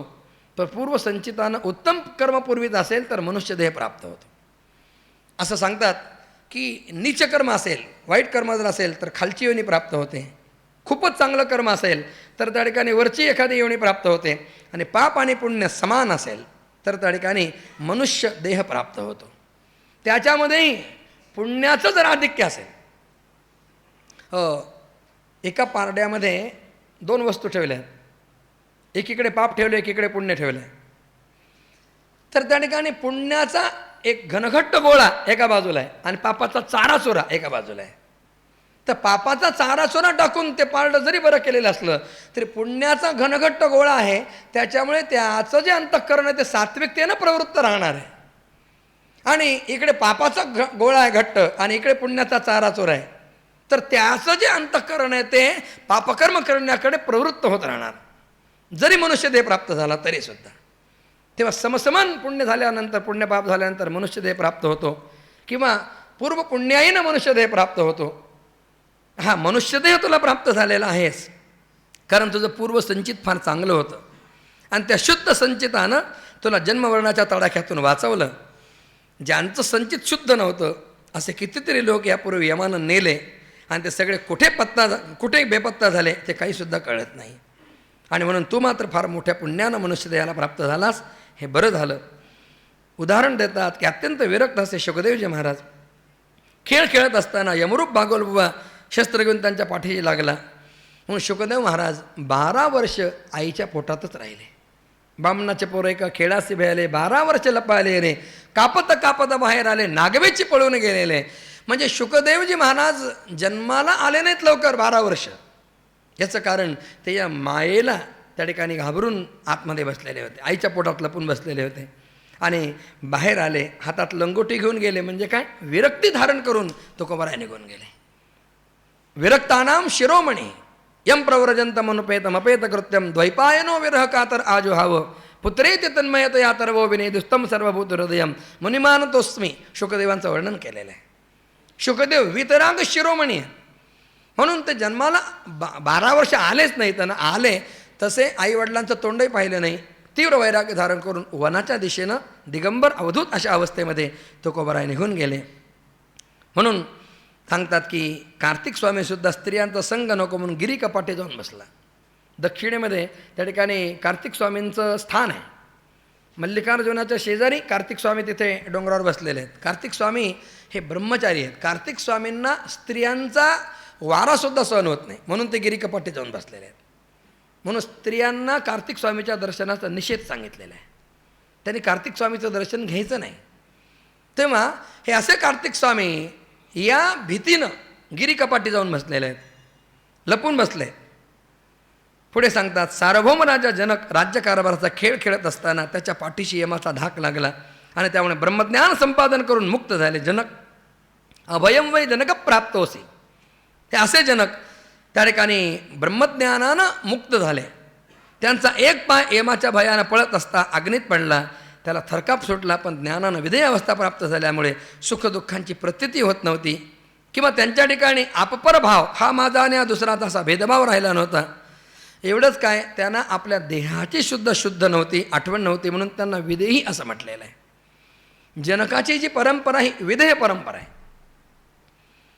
भगवती जानकीचे पिता क्षीरध्वज नावाचे जनक आहेत. भागवतामध्ये ज्या जनकाने निमी राजाला उपदेश केला ते त्या ठिकाणी जनक म्हणजे जनक ही एक परंपरा आहे, जनक हे नाव नाही आहे. तर विधेय अशा महापुरुषांची परंपरा आहे जनकांची. तेव्हा हे जनक ब्रह्मज्ञान संपादन करून मुक्त झाले. त्या ठिकाणी त्यांना विधेय अवस्था प्राप्त झाली. देहाची सुद्धा त्यांना शुद्ध राहिली नाही. अशा रीतीनं राजा जनक विधेय स्थिती भोगत होता. शिबीराजाचं उदाहरण देतात की शिबीराजावर काळानं अकस्मात झडप घातली. एक पारधी पक्षाला घेऊन जात असताना पक्षानं राजाकडे दीनपणानं पाहिलं. राजाला त्याची दया आली. महाभारतामध्ये कथा आहे. तो पारध्यानं पकडलेला पक्षी तडफडू लागला. तेव्हा शिबीराजानं त्या पारध्याला विनंती केली, याला सोडून दे. त्यानं म्हटलं हे माझं खाद्य आहे, मी याला सोडणार नाही. राजानं म्हटलं तुला पोटच भरायचं आहे ना, मग पोट भरायचं आहे तर तुला मी माझा स्वतःचा मांस देतो, तुला मांसच खायचं आहे ना, या प्राण्याला सोडून दे. मग त्या ठिकाणी त्या पारध्यानं पक्षाला सोडून दिलं. मग फार मोठी लंबी कथा आहे ती. आणखी एक त्याच्याकडे बाज नावाचा पक्षी होता. त्यानं सांगितलं या पक्षाच्या मापाचं म्हणजे भारोभार मांस मला दे. मग शिबीराजा एका पारड्यामध्ये बसलेले आहेत, हे मांस तोडून ठेवतात. एकेरी तो पक्षी आहे, ती परीक्षा घेण्यासाठी आलेले होते महाराज, इंद्र यम वगैरे हे सगळे. तर शिबीराजा धैर्यवान आणि उदार होता. त्यानं आपल्या हातानं स्वतःचं शरीर कापून पक्षाच्या वजनाचं मांस पारध्याला दिलं आणि त्या पक्षाची सुटका केली. पण देवानं हे तुझं दान योग्य झालं नाही, कारण शरीर कापत असता तुझ्या डोळ्याला पाणी आलं असं म्हणून त्याला अडचणीत टाकलं. की तू शरीर कापत असताना एक डोळा तुझा रडत होता, तुझ्या डोळ्याला पाणी आलं म्हणून असं मांस मी खात नाही म्हणे. मग शिबीराजासुद्धा सामान्य नव्हता. त्यानं देह कापत असताना रडण्याचं कारण सांगितलं की माझा एक डोळा तो अश्रुपात करतो, याचं कारण आहे की माझ्या एका डोळ्याला वाईट वाटतं आहे की दुसरा जो डोळा आहे, शरीराचं दुसरं जे अंग आहे ते परोपकारासाठी कामाला येणार आहे, आणि एक जे अंग आहे मी जो आहे तो मला परोपकार करता येत नाही, म्हणून माझा डोळा रडतो आहे. सामान्य गोष्ट नाही. ते शीख संप्रदायामध्ये त्या ठिकाणी 2 मुलं होऊन गेली. मोगलांनी त्यांना आमचा धर्म स्वीकारा म्हणून जबरदस्ती केली. पण त्या गुरु गोविंद सिंगांच्या 2 बच्च्यांनी सांगितलं मरण आलं तरी बेहत्तर, परंतु आम्ही तुमचा धर्म स्वीकारणार नाही. त्याला शिक्षा दिली, त्यांना जिवंत भिंतीमध्ये त्या ठिकाणी बंद करून टाकलं, पुरून टाकलं. परंतु त्या ठिकाणी त्यांनी देशप्रेमानं सहज हसत हसत आपल्या प्राणांचं बलिदान केलं. तेव्हा त्या ठिकाणी शिबीराजा एवढा मोठा त्याग त्याने केला, देवाला त्याची दया आली आणि त्याला आपल्या हातानं यमापासून ओढून घेतलं आणि त्याचा उद्धार भगवंताने केला. अजामिळाचं किंवा त्या गणिकेचं उदाहरणसुद्धा देतात की यमदूतांनी यमपाशाने बांधून टाकलेलं असतानासुद्धा अजामिलानं भगवंताचं नाम घेतलं आणि त्या नामानं भगवंताला हाक मारली. भगवंताला हाक मारण्याच्या उद्देशानं नाम घेतलेलं नव्हतं तरीसुद्धा भगवान त्या नामाचा अभिमानी आहे, ते नाम माझं आहे म्हणून भगवान त्या ठिकाणी येऊन त्या दूतांना पाठवून अजामिलाचा उद्धार भगवंताने केला आणि त्याला वैकुंठाला नेलं. म्हणून ही संतरूपी माता आपल्या बाळाला उपदेश करताना म्हणते, हे बाळा, हे दुःखी बाळा, तू देखील श्रीहरीचं स्मरण कर आणि आपण कोण आहोत त्याचं ज्ञान संपादन करून समाधानानं राहा. संसाराशी खेळत असताना असावतपणामध्ये जाऊ नकोस, कारण काय तुझ्या आयुष्याचे दिवस मोजीत अगदी टपून बसलेला आहे आणि मरणाच्या क्षणी तुला भगवान श्रीहरीची आठवण होऊन देणार नाही. उलट त्यावेळी विचारांच्या डोळ्यावर भ्रांतीचं पडळ येईल आणि त्यावेळेला तुला काहीही सुचणार नाही. आयुष्यभर जर भगवान नामाचा टाहो फोडला तर कधीतरी शक्यता आहे भगवंताचं नाम अंतिम समयी मुखाला येण्याचं. रामचरित मानसामध्ये गोस्वामीजी म्हणतात, जन्म जन्म मुनी जतन कराही अंत राम काही आवत नाही. अंतिम समय भगवान नाम मुखाला येईलच ह्याची शाश्वत नाही सांगता येत. आणि म्हणून ही माता आपल्या बाळाला उपदेश करताना म्हणते, बाळा, तू सगळ्याचा विचार करून भगवत सेवेला, भगवत भक्तीला, भगवान नामाला प्रवृत्त हो. तुकाराम महाराज म्हणतात, याप्रमाणे कृपाळू संतरूपी आईनं सुस्वर आणि मधुर कंठानं अंगाई गीत गात आणि परमार्थाचा बोध करून या जीवरूपी बाळाचं चित्त मोहित केलं आणि त्यांच्या उपदेशानं त्या बाळाचं चित्त निवांत होऊन राहिलं. जे संत वचनावर विश्वास ठेवतात त्यांचं कल्याणच होतं आणि जे विश्वास ठेवत नाहीत त्यांच्या हिताचा घात होतो. साधू संतांनी फार मोठं कृपादान केलं. पंढरी यात्रेनेले घडले चंद्रभागे स्नान, त्यांनी अशी कृपा केली, बापनं करी माय, जे बापाने माय करू शकणार नाही असं कृपादान त्या ठिकाणी, असे उपकार संतांनी केले. ते उपकार शब्दात वर्णन करता येत नाहीत. म्हणून बाबांनो, तुम्ही संतांच्या वचनावर विश्वास ठेवा, त्यांच्या सेवेला प्रवृत्त व्हा. जे विश्वास न ठेवता संतांना सामान्य समुद्र नदी नव्हे पैगा, पुष्कळ उदाहरणं देऊन सांगितलेलं आहे. तसं संत नव्हते जगा माणसा त्या सारिखे. तुळशी रुद्राक्ष न हे माळ, तुळशी रुद्राक्ष सामान्य माळ नाही, वड पिंपळ सामान्य वृक्ष नाही आहेत. तसं त्या ठिकाणी संत सामान्य नाही आहेत. जरी आपल्यासारखे संत दिसत असले तरी संतांच्यामध्ये आणि आपल्यामध्ये फार अंतर आहे. पुढे महाराज कूट अभंग सांगतात. देवे देऊळ सेविले उदक कोरडेची ठेविले, नवे मत गुढ उमान काही तू आप आपणापे पाही.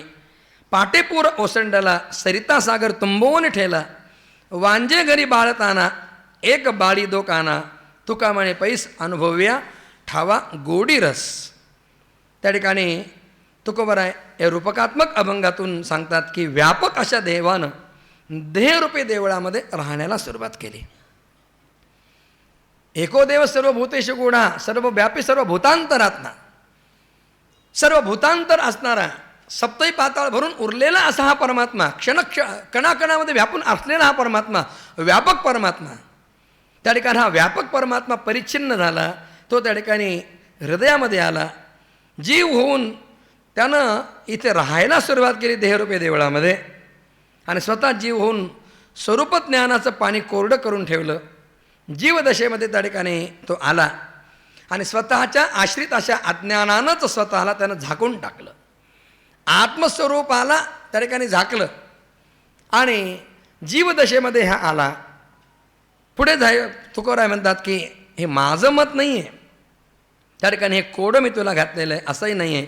तू स्वतःशी विचार कर, मी कोण आहे याचा तो विचार कर. ब्रह्मसूत्रामध्ये आदिशंकराचार्य महाराजांनी एक अधिकरण लिहिलेलं आहे, दहर अधिकरण असं त्याचं नाव आहे. त्या ठिकाणी ते म्हणतात की अस्मिन् दहराकाशे हृदयं पुंडरीकं वेश्म. हे जे अंतरंगातलं आत पोकळी जी आहे, आकाश जे आहे, या दहराकाशामध्ये, या हृदयाकाशामध्ये हृदयं पुंडरीकं वेश्म. पुंडरीक म्हणजे एक कमळासारखं अंगुष्ठाप्रमाण हे हृदय, ज्याला पुंडरीक म्हणतात, ते त्या ठिकाणी आहे. आणि त्याच्यामध्ये त्या ठिकाणी हा परमात्मा निवास करतो. अस्मिन् दहराकाशे, त्या ठिकाणी तो परमात्मा तिथे निवासाला येतो. म्हणून आत्मस्वरूपाचं यथार्थ ज्ञान जर झालं तर अंतरंगामध्ये असणारा हा परमात्मा आहे, हे आपलंच स्वरूप आहे, यथार्थ आपलं स्वरूप आहे, हे तो जीव जाणू शकतो. द्वासुपर्णा सयुजा सखाया समान वृक्षं परिषस्वजाते. उपनिषदकाराने म्हटलंय जीव आणि शिव हे दोन्ही पक्षी आहेत.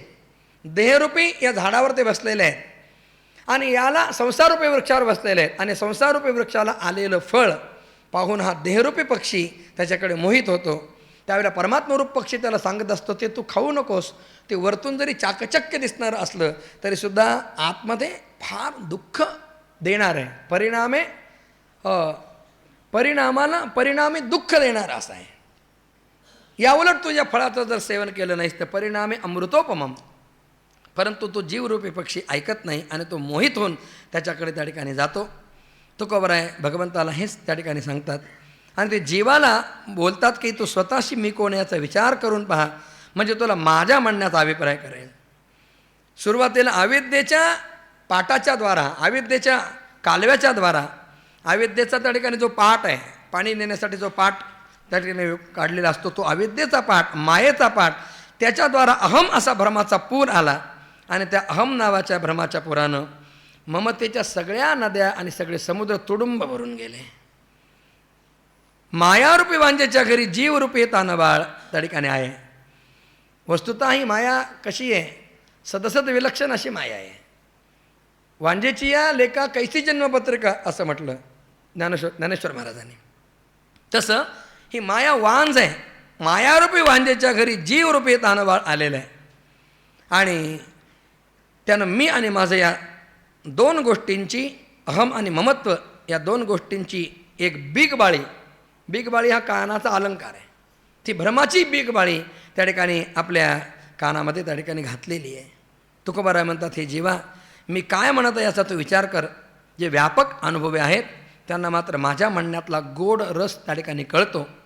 जे परिच्छिन्नाची उपासना करणार आहेत, ते परिच्छिन्नामध्ये अडकणार आहेत, त्या ठिकाणी त्यांना हे कळणार नाही. योवै भूमा तत् सुखम नाल्पे सुखम असते. योवै भूमा म्हणजे जे व्यापक आहे, त्याच्यामध्ये खरं सुख आहे. नाल्पे सुखमस्ती, परिच्छिन्नामध्ये त्या ठिकाणी सुख नाही आहे. म्हणून या परिच्छिन्न अशा देहतादात्म्यामध्ये परिच्छिन्न अवस्थेमध्ये राहण्यापेक्षा व्यापक अशा आत्मस्वरूपामध्ये अवगाहन करणं हे त्या ठिकाणी अत्यंत श्रेयस्कर आहे. पुढे तो कवर आहे, भगवंताची पुन्हा प्रार्थना करताना म्हणतात की देवा कर्तुम अकर्तुम अन्यथा वा कर्तुम, या शक्तीचे तुम्ही सम्राट आहात. अशक्य ते तुम्हा नाही नारायणा, निर्जीवा चेतना आणावया. मागे काय जाणं स्वामींचे पवाडे, आता कारोकडे जाऊ नये. थोर भाग्य आम्ही समर्थाचे कासे, म्हणवितो दास काय थोडे. तुका म्हणे माझे निववावे डोळे, दाऊनी सोहळे समर्थाचे. मागे काय जाणो स्वामीचे पवाडे, आता कारोकडे जाऊ नये. तुकोबर आहे, भगवंताला विनवितात की देवा तुझ्याकडे फार मोठं सामर्थ्य आहे. कर्तुम अकर्तुम अन्यथा वा कर्तुम, अशा शक्तीचा तू स्वामी आहेस. तुला अशक्य अशी कोणतीच गोष्ट नाही. लोहगावला तुकोबारायांचं कीर्तन सुरू असताना त्या कीर्तनामध्ये एक मूल गतप्राण झालं. तुकोबारायांनी भगवंताची प्रार्थना केली आणि प्रार्थना केल्यानं, हा अभंग प्रार्थना केल्यानं त्या ठिकाणी ते मूल जिवंत झालं, असं चरित्रामध्ये वर्णन आहे. देवा तुम्हाला मृताला सुद्धा जिवंत करणं किंवा त्याच्यामध्ये चेतना आणणं हे अशक्य नाही आहे. स्वामी पांडुरंगानं मेलेला गुरुपुत्र परत आणला. इथे पांडुरंग हे भगवंताला नामाभिधान देतात. याचाच अर्थ जे भगवान श्रीकृष्ण आहेत तेच पांडुरंग आहेत. भागवतामध्ये भगवान श्रीकृष्ण निधामगमन सांगितलं, पण महाराष्ट्रीयन आपल्या संतांनी तिथून तो जो निघाला तो सरळ पंढरीला येऊन उभा राहिला. म्हणून तुकोबर आहे, भगवंताला म्हणतात हे पांडुरंगा तू आपल्या मेलेला गुरुपुत्र परत आणून दिलास. सांदीपनी गुरूंच्या घरी अध्ययन करून भगवान जेव्हा निघाले तेव्हा त्यांनी गुरूंना प्रार्थना केली, गुरुदक्षिणा काय देऊ. सांदीपनी गुरूंच्या डोळ्यामध्ये अश्रू आले आणि त्या ठिकाणी त्याने म्हटलं देवा जगद्गुरू तुला म्हणतात, त्या जगद्गुरूंचं गुरुत्व मला प्राप्त झालं आहे, म्हणजे ही सामान्य दक्षिणा थोडीच आहे. वस्तुतः तुम्हाला काही अध्ययन करण्याची गरज नाही आहे, तरीसुद्धा तुम्ही इथे अध्ययन करण्याला आलात. माझ्या गुरुकुलामध्ये येऊन तुम्ही अध्ययन केलं, यामुळे उलट मलाच मोठेपणा प्राप्त झालेला आहे. म्हणून देवा गुरुदक्षिणा मला काही नको, पण गुरुमातेला विचारल्यानंतर तिनं म्हटलं मला एकुलता एक पुत्र होता, पण तो समुद्रामध्ये बुडून गेला, तेवढा तो गुरुपुत्र मला जिवंत करून आणून दे. मग भगवान यमाकडून तो गुरुपुत्र आणतात. यमाला जाऊन सांगतात गुरुपुत्रम इहानितम निजकर्म स्वबंधनम, निजकर्मानं आलेला गुरुपुत्र तुझ्या इथे तो त्या ठिकाणी मला पाहिजे. तुवा मृत गुरुपुत्र आणला.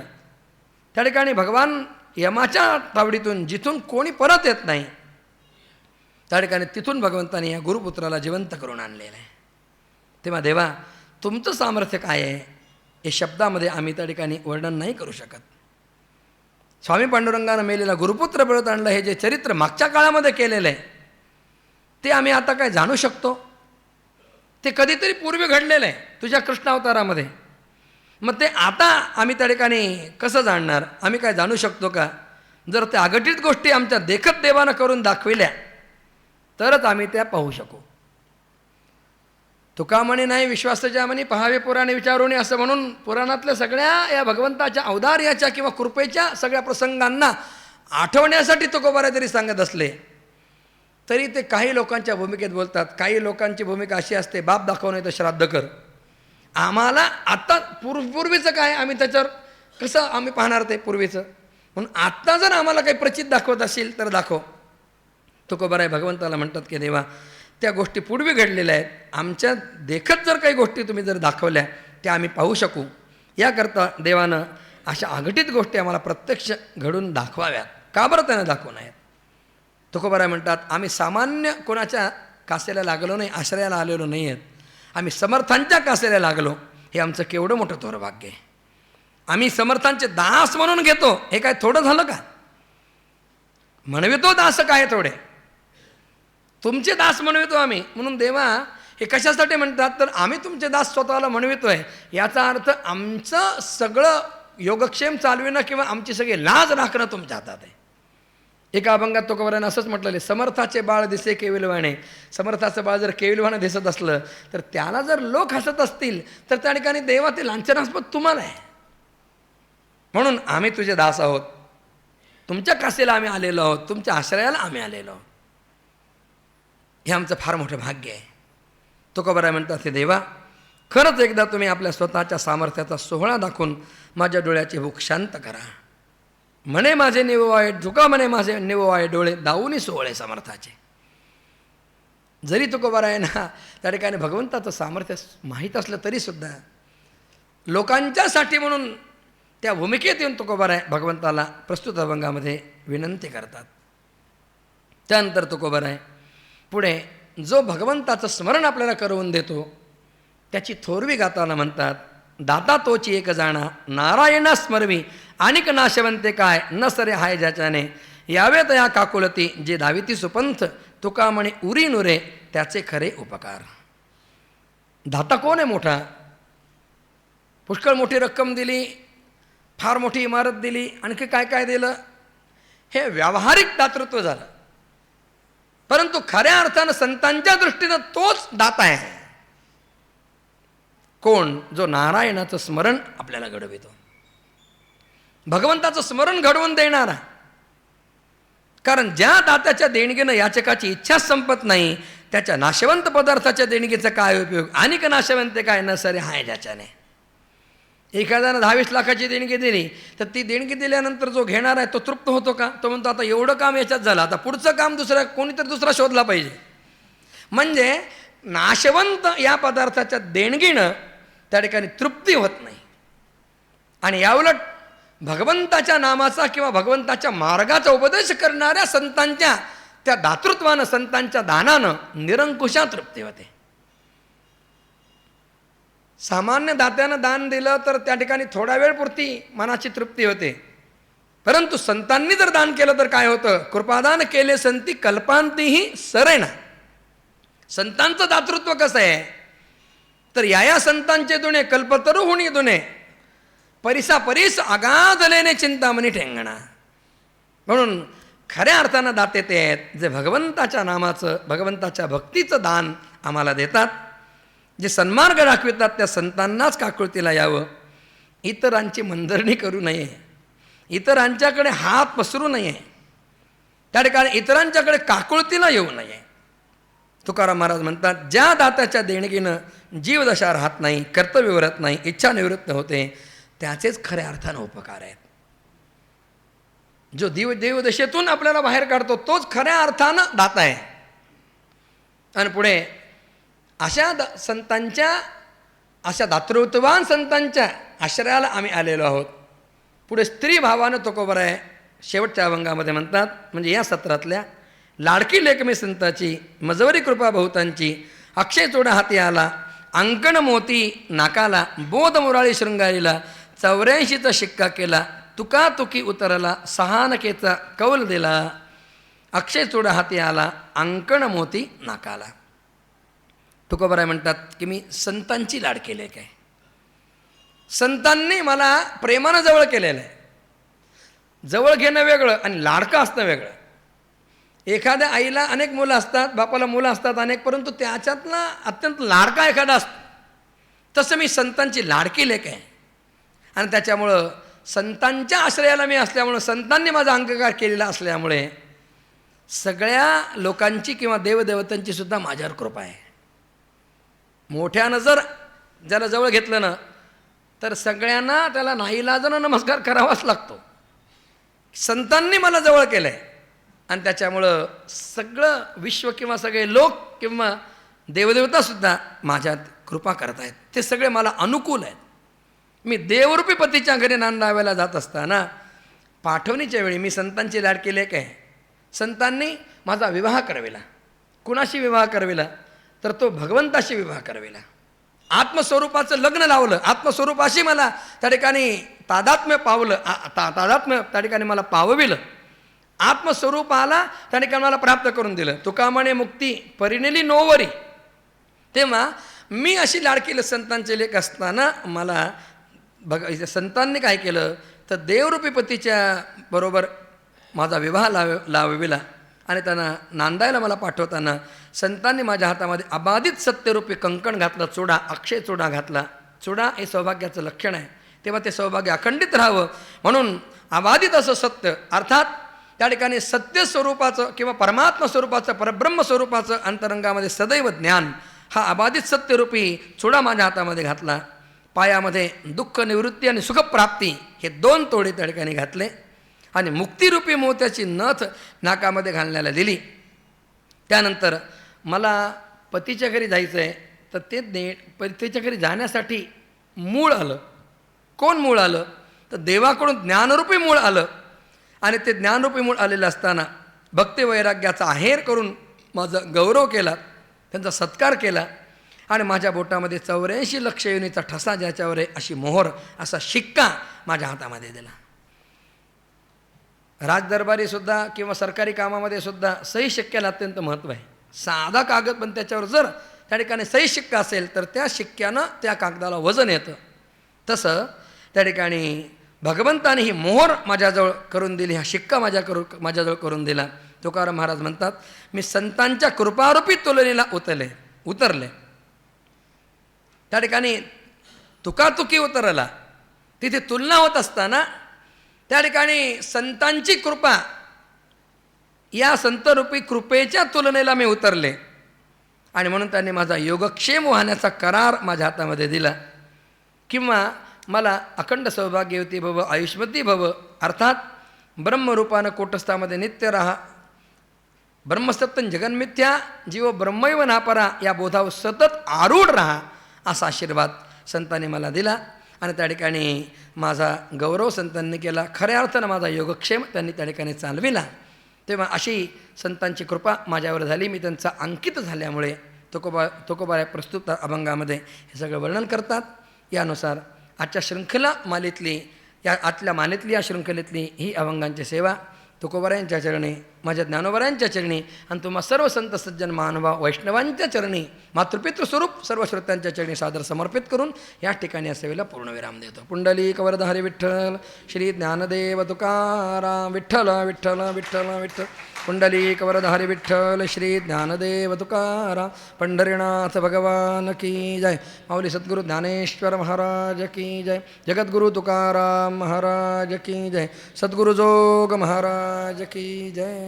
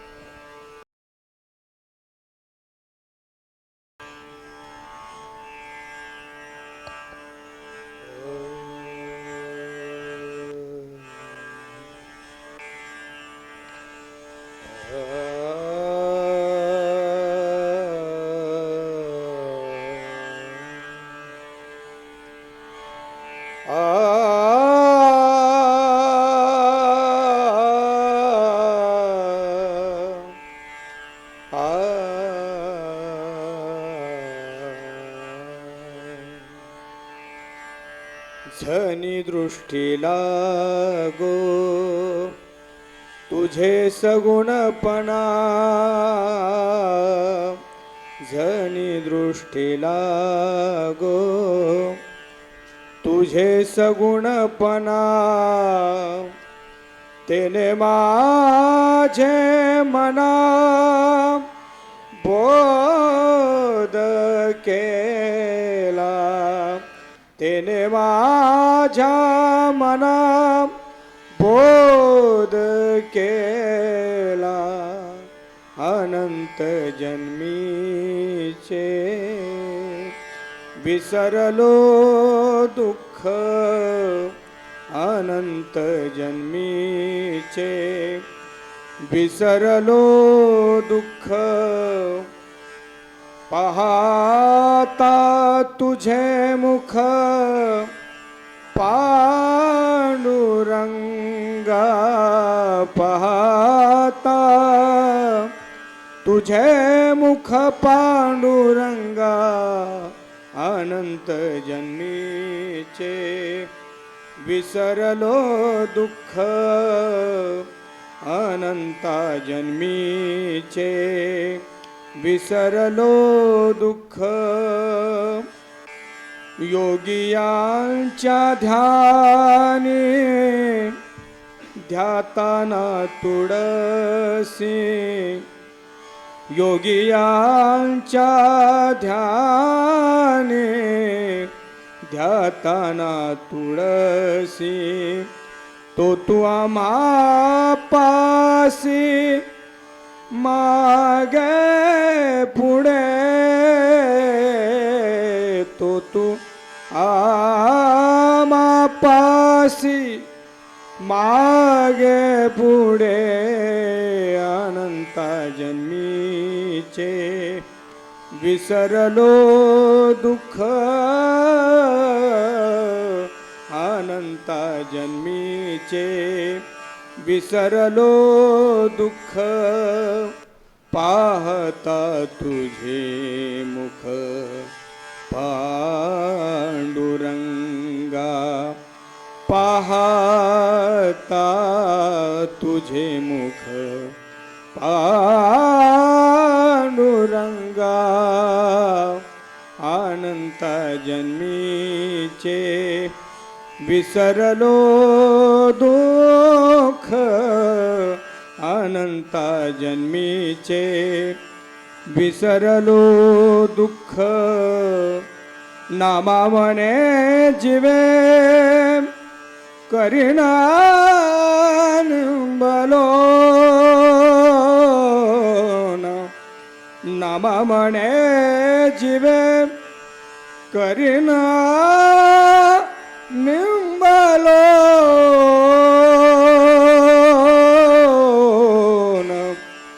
विटे सहित चरण ओवाळीन विटे सहित चरण ओवाळीन अनंता जन्मीचे विसरलो दुःख अनंता जन्मीचे विसरलो दुःख पाहता पाहता पाहता तुझे मुख पांडुरंगा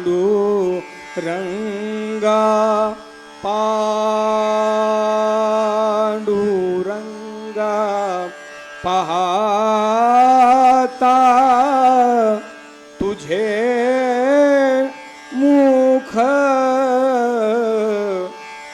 पांडुरंगा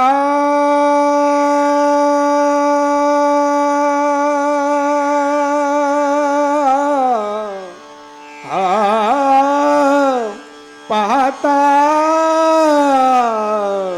पाहता पाहता तुझे मुख पांडुरंगा पाहता पाहता पाहता तुझे मुख पांडुरंगा अनंता जन्मीचे विसरलो दुःख अनंता जन्मीचे विसरलो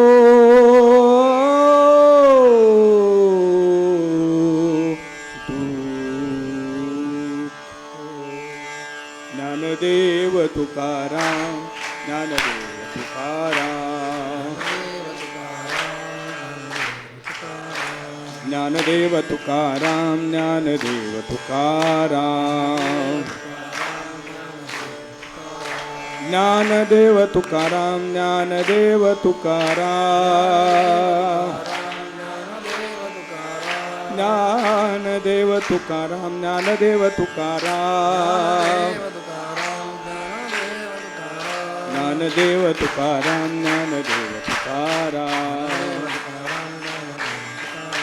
तुकाराम तुकाराम तुकाराम तुकाराम तुकाराम पुंडलिक वरदा हरी विठ्ठल श्री ज्ञानदेव तुकाराम माऊली ज्ञानेश्वर महाराज की जय जगद्गुरु तुकाराम महाराज की जय सब संतन की जय. यानंतरचं सत्र बरोबर 9:30 वाजता सुरू होईल.